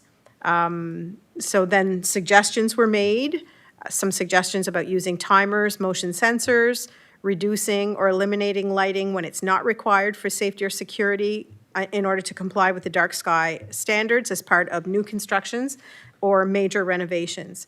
So with the feedback that was received, we had the conclusion that it is widely, so preserving the dark skies is widely supported, but the proposed bylaw does not really align with the operational realities of the business community. So the stakeholders felt more that we should be focused on education and incentives, gradual change. Underneath all of that, in this memo, there is options for our council to consider. So I will just quickly go through them. So rather than continue on with the current bylaw, staff has presented the following options for council's consideration. So we can become municipal leaders to lead by example. So conduct comprehensive, and I know this is a bit lengthy, but I am going to go through it because I know we've had a lot of attention around our bylaw. And I would, definitely want our residents to be aware. So to construct a comprehensive audit of all municipally owned or supported outdoor lighting, including our municipal buildings, outbuildings, parking lots, wastewater, sewer facilities, fire departments, associate infrastructure, recreation facilities, and see ways that we can identify opportunities for us to improve and implement upgrades through phased budgeting. Another suggestion would be collaboration with Nova Scotia Power, to engage with Nova Scotia Power to review existing street and area lighting within the municipality and explore a pilot project to reduce lighting levels in defined areas such as a sidewalk or neighborhood and gather public feedback. There is number 3, land use bylaw amendments. So we can review and update our land use bylaw to include clearer provisions related to outdoor lighting. We can consider requiring lighting plans as part of development of building permit applications. We could provide guidance, education to contractors and electricians on new requirements. Number 4, nuisance bylaw amendments. So we could amend our existing nuisance bylaw to address light glare that impacts neighboring properties or road safety. We could establish a clear and fair process for handling complaints and resolving disputes. Then there's public education and an awareness campaign. We could highlight the importance of the dark skies, provide education regarding environmental health impacts of excessive lighting, cost savings, dark sky friendly lighting options, or new requirements introduced through our planning bylaw changes. We could have partnerships with youth and engagement, incentive programs where we could explore partnerships with Efficiency Nova Scotia and local retailers to develop financial incentives or rebates for dark sky compliant lighting. Business recognition, we could develop a recognition plan, promotional program that highlights businesses that adopt dark sky friendly practices. And we can continue monitoring. So continue to track lighting related complaints and feedback to assess progress and inform future policy direction. So our next steps would be either we continue on with our lighting bylaw and look for modifications, or we can shift to, as it says here, a non-regulatory approach based on education incentives and gradual policy integration through existing bylaws and municipal practices. So I know that was a lot of information, but I feel like it was important to highlight that for those who are, paying attention to this one and really want information around this. So as council, we can make the decision whether we continue on with our lighting bylaw or whether we take the different track and follow the recommendations that were made within this memo. Deputy Warden Saulnier. Well, I cannot answer your question, but I have a question myself that I did ask at the NSFM when they made their presentation, and I had one particular question which involves industry in the future. So I used windmills as an example. If you were to take the Westport windmill and put it in Quinnen, which is not out of the question here, because they've already looked at Quinnen for windmills. So my question is, if you put 600-foot windmills in Quinnen, they're going to have a flashing red light at night. Is that light pollution? Is that going to affect dark skies? Which one comes first, the windmill or dark skies here, if one affects the other. We're looking at possibly $1 million in taxation. So I do not want to be in a position where we do something just because we're gonna get $1 million out of it. The policy's gotta be set before you even get there. And that's my question in all this. It's not homes, it's businesses. And I even used a tin mine as an example. If a place like that was to open up, they have lighting 24/7, right? And it's bright, and they have to have it bright. Is dark sky gonna be a deterrent? It has to be addressed. That's all I have to say. Thank you. Counselor Bork. Thank you, Warden. My feeling is that we forget the policy that we've gone through and follow to the recommendations of that. I mean, a lot of this stuff is stuff that we've been doing before. Nova Scotia Power has been saying how they can save energy and do lighting and things like that. So there's some things that it's already being done. So I think that's what we should be going, is just go through the recommendations of our public. So are you willing to make the motion that council directs staff to discontinue further consideration of the outdoor illumination and light pollution bylaw as previously drafted, and to proceed with the development of alternative measures as outlined above in the request for decision dated April 24th, 2026? Bingo. You are? Okay. Somebody willing to second that motion? Seconded by Councillor Madden. Okay. CAO Muse, did you have something to add? I think that right intention, wrong approach. I think that's ultimately what it comes down to. We're not going to do everything in the motion. Like, we're not going to do everything that Scott has outlined there. Some things are more important than others. Like, we don't necessarily have to change our land use bylaw. We already have land use regulations that say when you build new, make sure you put a proper lighting in. It's not that much more money, or if it's actually less money in many cases. But what we were trying to do is trying to change people's behaviors after they've already behaved in a certain way. And to your point and others around enforcement, it's impossible to enforce. It wasn't as understanding as it could have been around the need for safety, security, and commercial purposes. We don't want to discourage commercial development in this area. As long as I've been here, this council has been supporting economic development. So we don't want to put something, you don't want to, throw the baby out with the bathwater, as the expression goes. But I think there's a lot of things that we can do ourselves, that we could do for ourselves. There's nothing better than doing it first instead of telling people how to do it. Do it yourself. I think that's some of the wording that gets come through here, and I think it rings very true. Look, I think what I think everybody wants is the same thing. They want to protect the dark sky, but then it's the how. Like, how do you end up doing that? And, the way that we are going to change this, if this motion passes, is that we will go after efficiency. And through that, we will most likely benefit from a sky that has less nuisance in it. So rather than it being the enforcement side, it's a heck of a great benefit for us to do something. And then once we do it, and we know how to do it, and we learn how to do it, we can then talk to our commercial industry and say, look, I mean, we managed to save this much money. We managed to do this. Here's how you do it. Asking them to do it without us doing it first was backwards. And so I think that's Scott's done a very good job with engaging with, and what I really appreciated is it was just a confirmation that our commercial businesses are environmentally conscious, they're community conscious, like they all wanted for positive things here. It's just how. So certainly that would have been the motion we would have recommended. And so we'll let you know if this goes through how we deal with this. Thank you. Councillor Digdon? Thank you. And I really enjoyed some of the information that I was reading from numbers 4 till 9, and that there's a lot of good information in there. Stuff like public education and awareness campaign and partnerships with youth engagement. Get the younger people, and tell them why that it's dark skies around here and how beautiful it is. Like, I was never against it. I think and I was part of it. It was the approach that we were maybe using was felt a little heavy-handed by some, so, but no, I really like some of the information I'm reading in here. Really good.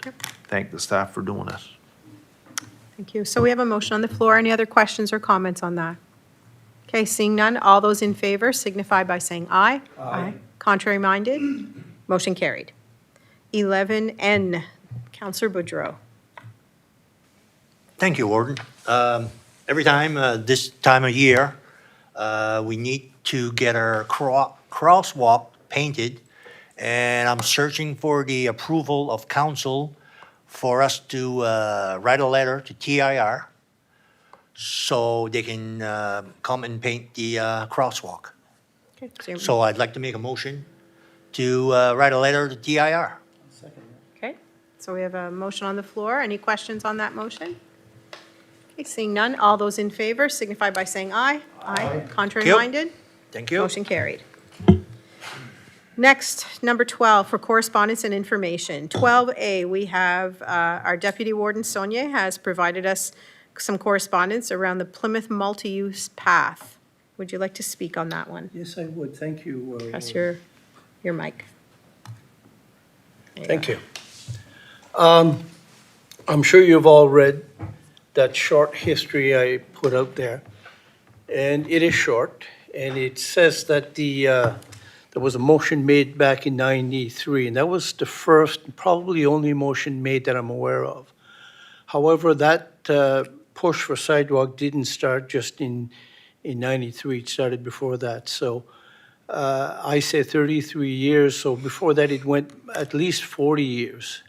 And there's been a lot of work done, a lot of people, looking for sidewalks in Plymouth, multi-use trail or multi-path trail. So we've had numbers come in. The sidewalks are pretty much complete, the planning that is, and the feasibility study. And the number that comes out for Plymouth is $1.2 million, which is very low, almost scary low to me, but it is low. And the lower it is, the more doable it is. So to our CAO's point, nothing is done around here without leverage. We have to leverage, and we have to find funding. So I took the liberty of asking the neighboring municipalities. In the last couple of years, I've been talking to them, and I talked to a guy recently. Anyhow, Clare, Yarmouth, and Yarmouth Municipality, Modi, have all recently built sidewalks and received 85% funding. Only 15% of their money went into it. Right now, there's a plan to redo the Stairs Road with 3 lanes. They're going to have a turn-off lane. There's also a plan that I didn't know of, just found out last week, to add sidewalks to that right from the Chabot corner all the way to the Hard Scratch Road, I think it is. No, the Hard Scratch Road, yeah. Anyhow, yeah. So you question how are they doing this, and they're going through these same funding avenues. So I look at if we could leverage the same amount of money, 85%, that would bring down the cost to us at around $180,000. Am I correct? Give or take. Give or take.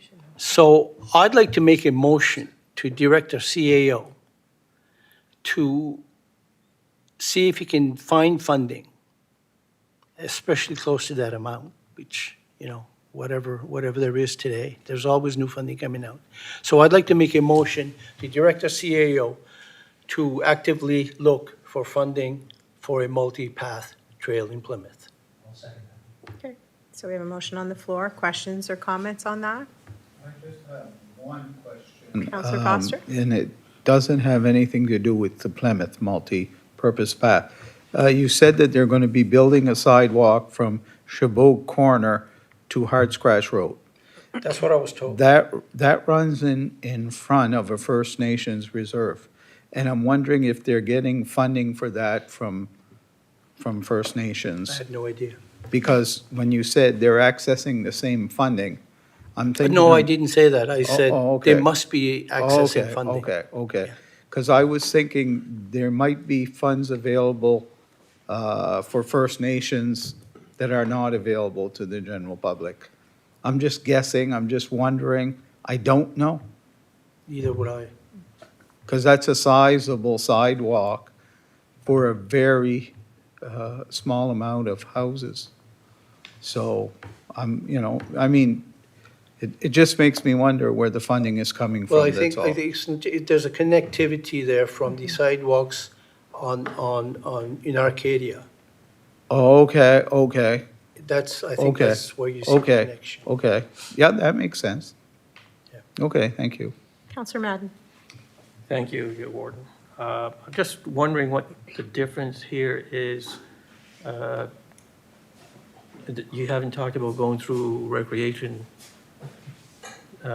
funding, like we talked earlier for the, We have to go through funding. yeah, I guess earlier we talked about my ask for the Tuscan Lens Corner at the car store has gone to recreation, and it wasn't in their planning right now.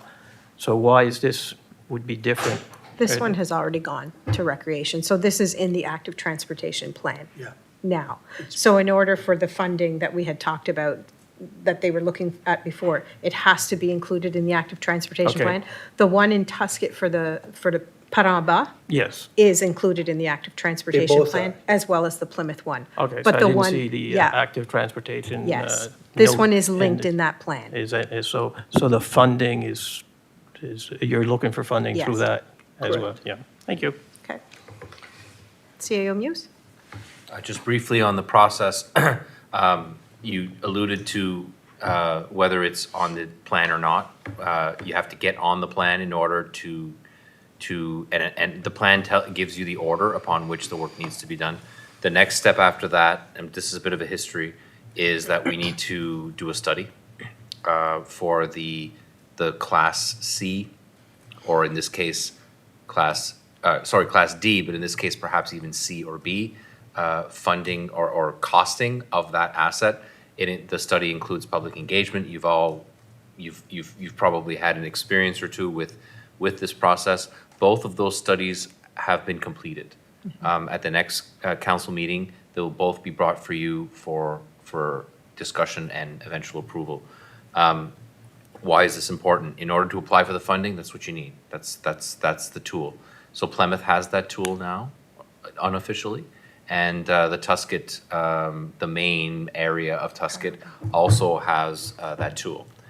There is an open funding right now that is looking for an expression of interest, and it was our intention, and consistent with the motion that you've put in, that both the Tuscan and the Plymouth projects be submitted, because as staff, we don't choose the priority between those two. The funders will choose which ones that might be priority.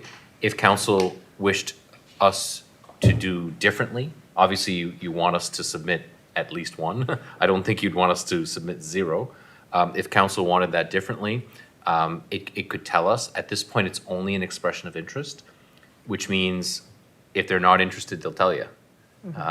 And the percentage of funding is in or around the 85% range. Now, there's also active transportation, which is not yet open, but this is like Build Canada First or some, I think I got the terminology wrong, but it's new funding that Prime Minister Carney announced recently. So we do, to your point on your motion, have intentions of submitting that project. And the size of that project makes it a very attractive project if it's successful, because our percentage will be extraordinarily affordable and would likely be brought to you for recommendation to proceed. The Tuscan sidewalk is, and I realize that's not to your motion, but it speaks to your motion, is a much larger project. The cost is over 4 million, I believe, is what they're saying. So even if we were successful with funding on that one, we wouldn't necessarily be able to afford our percentage of that sidewalk. I'm not having a political conversation, I'm having a financial conversation. Realistic. And so, even if that funding if they looked at that as attractive, we still would have to decide as a council whether or not you would invest that kind of money at this time. It's a lot easier of a decision for Plymouth, and this is not a competition for me, this is strictly financial. And so financially, Plymouth certainly has an advantage in that area. Again, staff will be submitting both of those unless council expresses differently. We weren't prepared to, we don't have the reports for you today. We were hoping to have that for you in anticipation of that decision. I personally don't believe that one is damaged by the other if we submit two expressions of interest, but I will defer that decision to you as a council. If we receive direction that only one should be submitted, even at this stage, we will do that. So if I can, are the numbers relevant? I guess it's almost a rhetorical question because I know the answer. The numbers must be relevant to council. The amount of money that council would have to pay for the construction of a multi-path trail. So again, I said that this would, minimal would cost $180,000 at 15%. And if my numbers are correct, the Tuscan one is 4.6 million, and that would be close to 700,000 or something like that. At least. Yeah, so financially, you're talking about a project that would be easily six times more expensive. But that assumes that the numbers that have been provided by the engineers are accurate. I mean, nothing tells you what the cost is more than a tender. All sorts of factors at play. There are things in Tuscan that do cause problems. The geography is difficult. Very marshy areas. It's a longer pathway as well. So if there was an interest, if let's say there was funding, it may not be for the full project. Whereas you'd have a far greater probability of completing a project from start to finish in the size that Plymouth is right now. It would not surprise me that if Tuscan was eventually successful, that it would be done in phases, not done all at once. Again, this is both projects are funding dependent from a staff perspective. Staff will recommend if we get funding or we don't, but there is nothing stopping from council from proceeding with a project with or without funding. That is entirely up to you. Thank you. Any other questions? I have a question. If, let's say we submitted both projects for the funding and they miraculously decided that both would receive the 85% funding. If we decided that we could afford the Plymouth one, what would happen in terms of the Tuscan one? Would that eliminate our chances to get funding at a different time? I guess I'm kind of wondering the logistics around that. It's a good question. I mean, when they provide you funding and you say no, that there's always the risk of a little bit of a black mark there, or That's what I'm worried about. a negative kind of ramification there. It could be that, however, those things are typically negotiated. So in this instance, you might say, well, you can't do two at once. There's also the logistics of having to handle these two projects at once, like from a staffing perspective, from a management perspective, that would be difficult. Timing. So if they announce funding, how long will they give you in order to spend? So there's a variety of factors that happen there. And it is funding dependent. Some funds are a bit more fussy than others around that issue. Under normal circumstances, when we do an actual application, not an expression of interest, this is just like, hey, we're interested, we would typically be asked by the funder, if you're submitting more than one, you have to pick one. You have to pick priority A and priority B. Okay. I'm not recommending that at this time because I'm not being forced We're not being forced as applicant to say that, though it is entirely in council's purview and preference. It could say right now, okay, send them both, but this is number one and this is number two. That direction is helpful.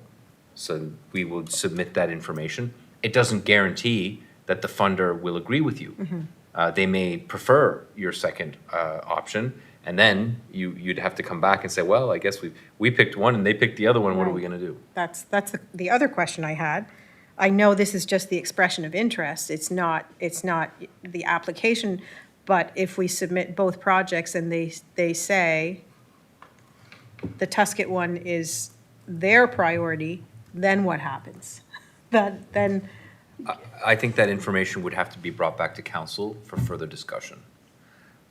That is the downside of submitting two projects. You can Right. have too much of a good thing. okay, And if you really and truly want to focus on one, and you want to give that instruction to us,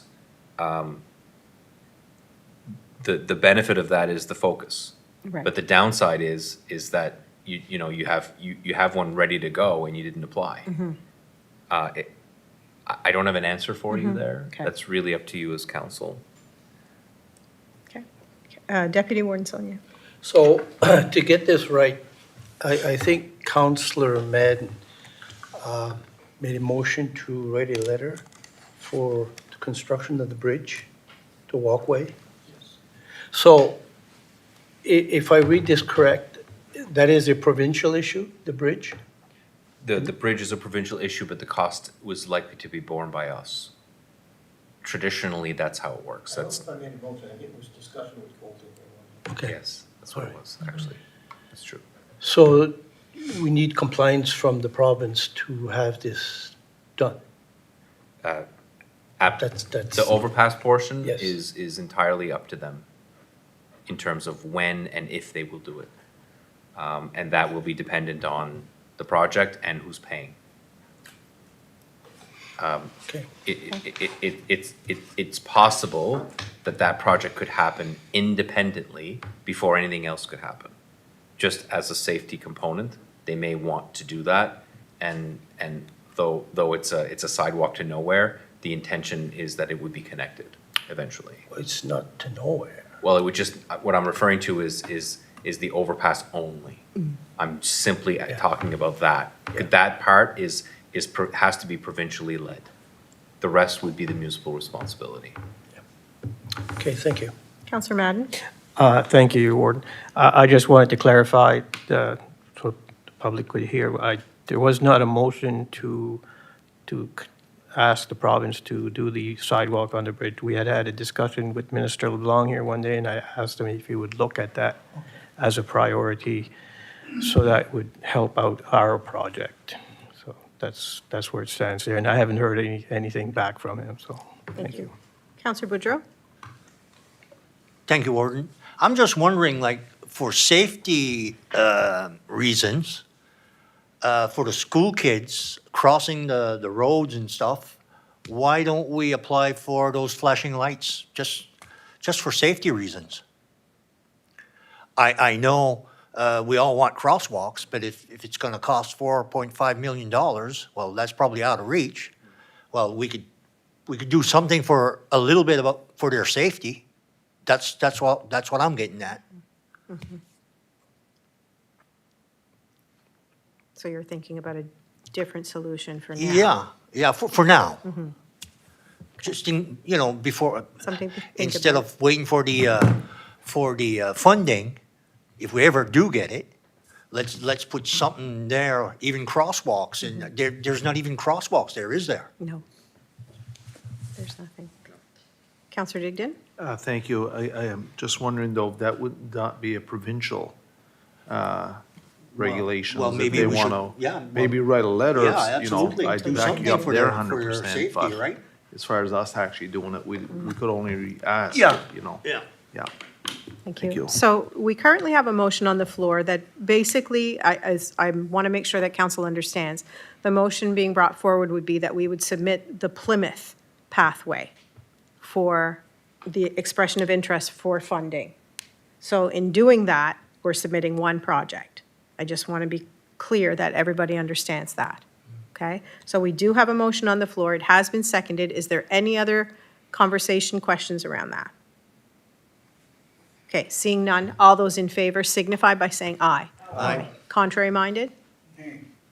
Motion carried. Do you want that recorded, Counselor Foster? Not necessarily. Okay. And I'm not against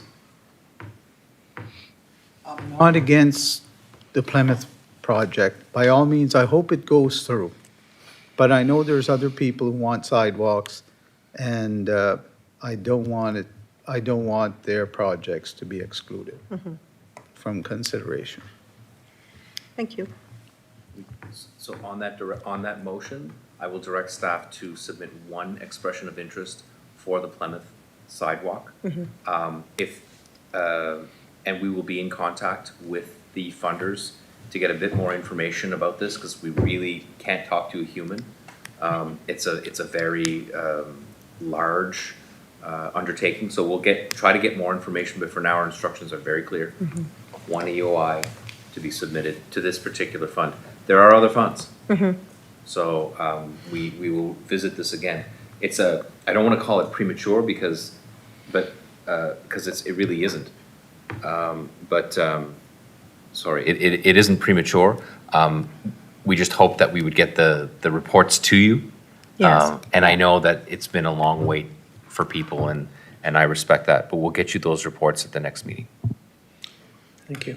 And I also feel like in terms of the Tusket project, it would be nice to get a little bit more information regarding that bridge and seeing what can happen there before we move forward, because it feels like we don't have all the information on that one yet. So it's not that it's not going to ever come back, it's just for now.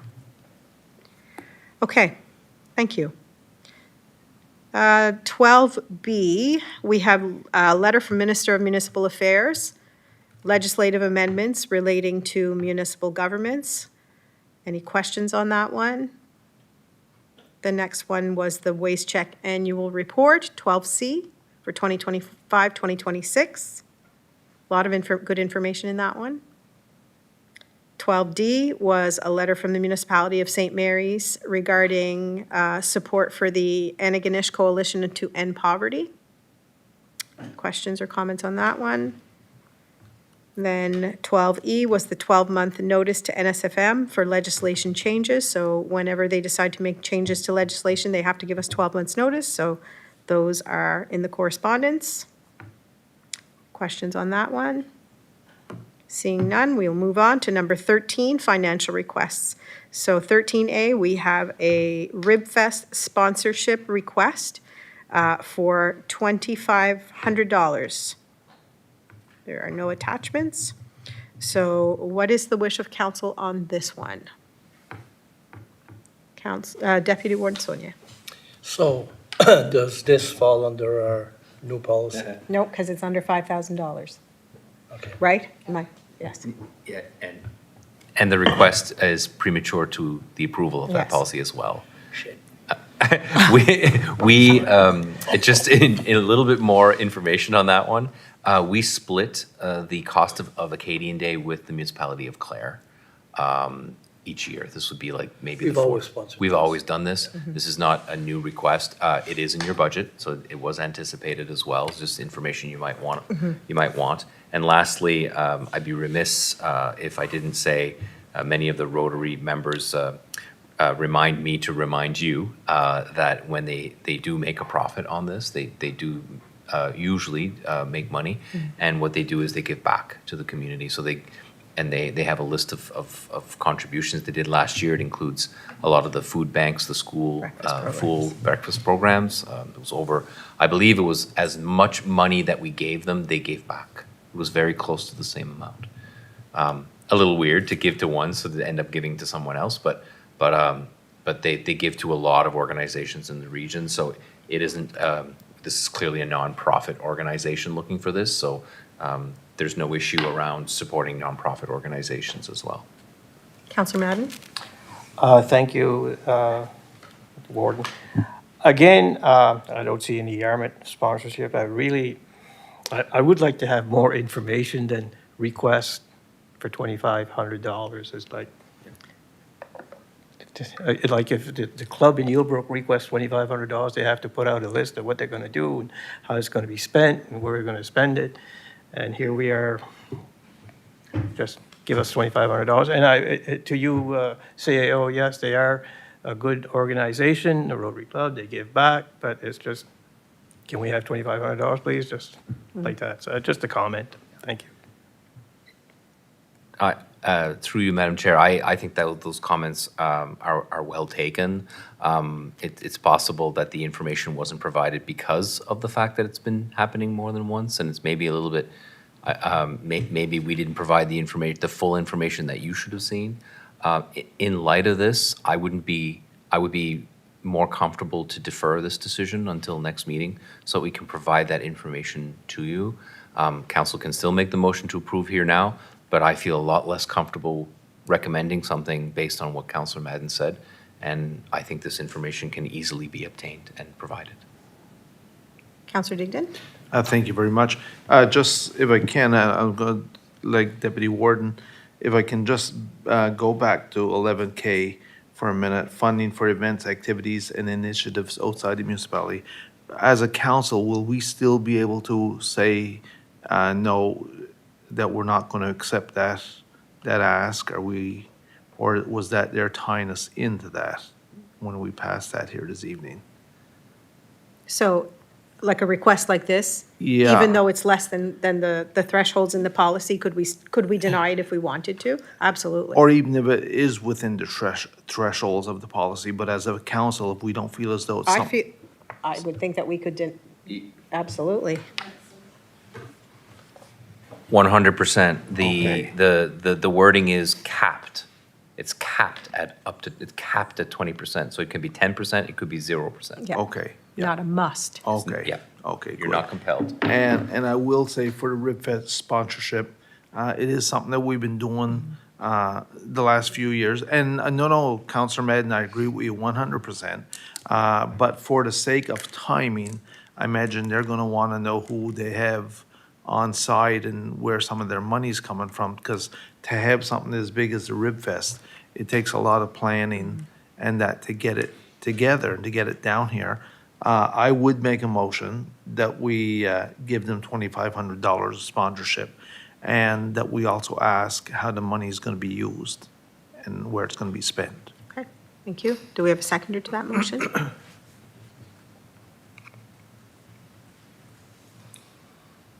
Councillor Book?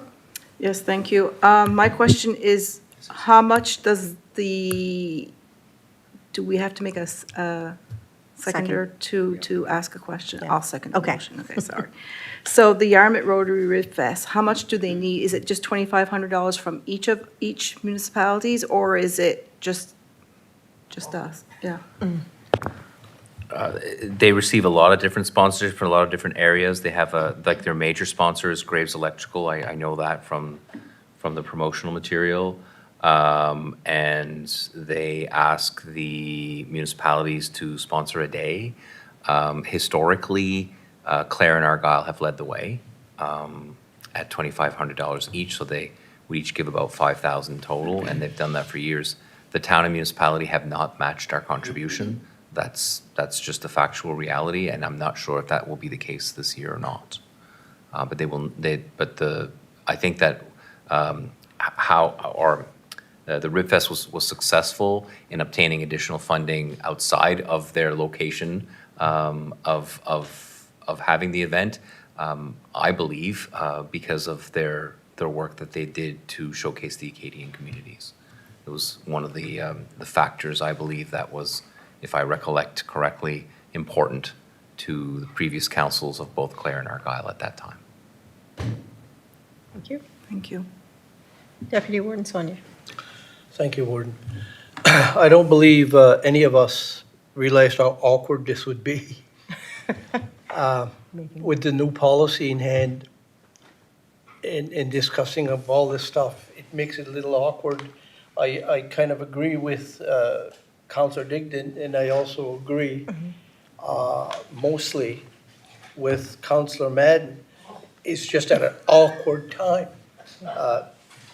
right in the middle of deliberations here, where we want to make sure everything's done right, and so maybe we should, I don't know, the motion's on the floor, I guess, so. But I'm just saying that we're put in an awkward position here. That's it. That's kind of not fair for us. Counselor Digdon? Just as a follow-up, thank you. And I agree with both of yous by all means. You know, but I'm just looking at timing to get the Rib Fest down here and to get it together. You know, I don't know if that was one of the reasons why it's on our agenda here this evening. But anyway, having said that, thank you. And with that, I guess, I'll say question. Okay, we do have Counselor Madden. That's okay. Counselor Madden? On that note, thank you, Warden. On that note, what is the timeline now of? It's usually I think it's in June this year. It's a little bit earlier. It's early, so. It's earlier So than that's why it's usual. coming to. I just wish we had Yeah. had more Yes. information, I guess. Thank you. Again. So, just as procedural, I know, I'm just trying to address the awkward in the room. So you have procedure here. You have a motion on the floor that says to approve. And if you can either agree with that or disagree with that. To disagree with that doesn't mean that you would disagree with the contribution. It might, if you disagreed with giving it to them now, the way that you would do that is deny or vote down the motion and then vote to table the decision or to defer the decision into the next meeting, which would be the end of this month. Still before the event, it would give information, it would give me time to provide you information so that you could be more comfortable with the decision. If you are comfortable with that decision now, knowing what you know about the history and all the other things, you would vote in favor of this motion. And if you don't want to give them anything, well, you should probably not vote in favor of the motion that's giving them money. So those are your options. I just wanted to try to clarify it from a procedural perspective. You know, we're all respectable people here. We don't like to vote things down.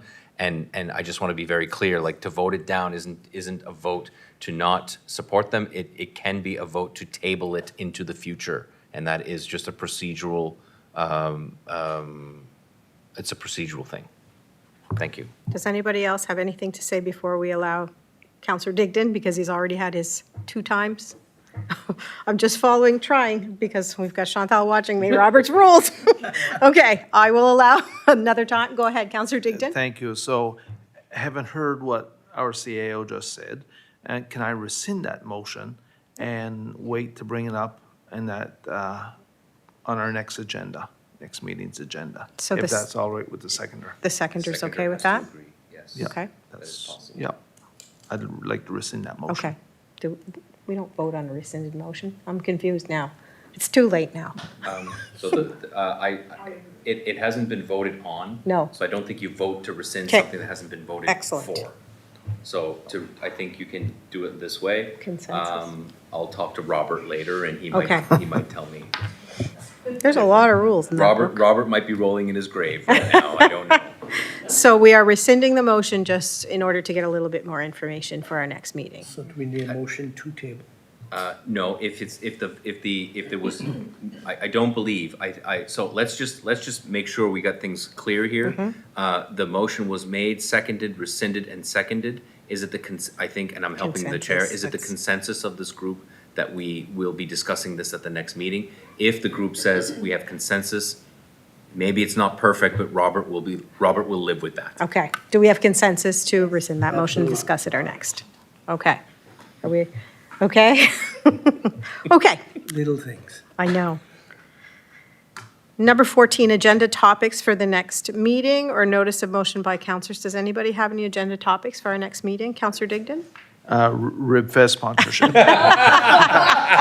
Please. Yeah. Okay. Anything else? All right. 15, question period. Any questions from question period? There was a question. Just so that council's aware, there was a question around airport from a former councillor, very passionate about the airport, also very worried about the airport, as we all are. The question was, you know, what's the dealio on the airport? And so the answer was essentially that It's going under major investment, major rebranding. It's kind of changing its wings, no pun intended. And, you know, in light of the defense funding that's coming out federally, there could be some real opportunities there. We don't know what it looks like. There's still a lot up in the air. $28,000 is the answer to the question, how much more you're spending this year on the airport compared to last year. There is conditions to that funding, which is that some of it is if we don't get funding from the federal government for something, the airport's not going to ask for our percentage of that project. So it could be lower than that number. In about, let's say, 6, 8, 12 months, we'll have a lot more information. We do have representatives on the airport board here that will have a thing or two to say, but a lot of it is very hush-hush still because of the negotiation side of things. I'm hoping that gave Mr. Surratt good information. And that's it. Okay, thank you. We don't have anything in camera this evening, so last thing on the agenda, if there's no other business, we can adjourn.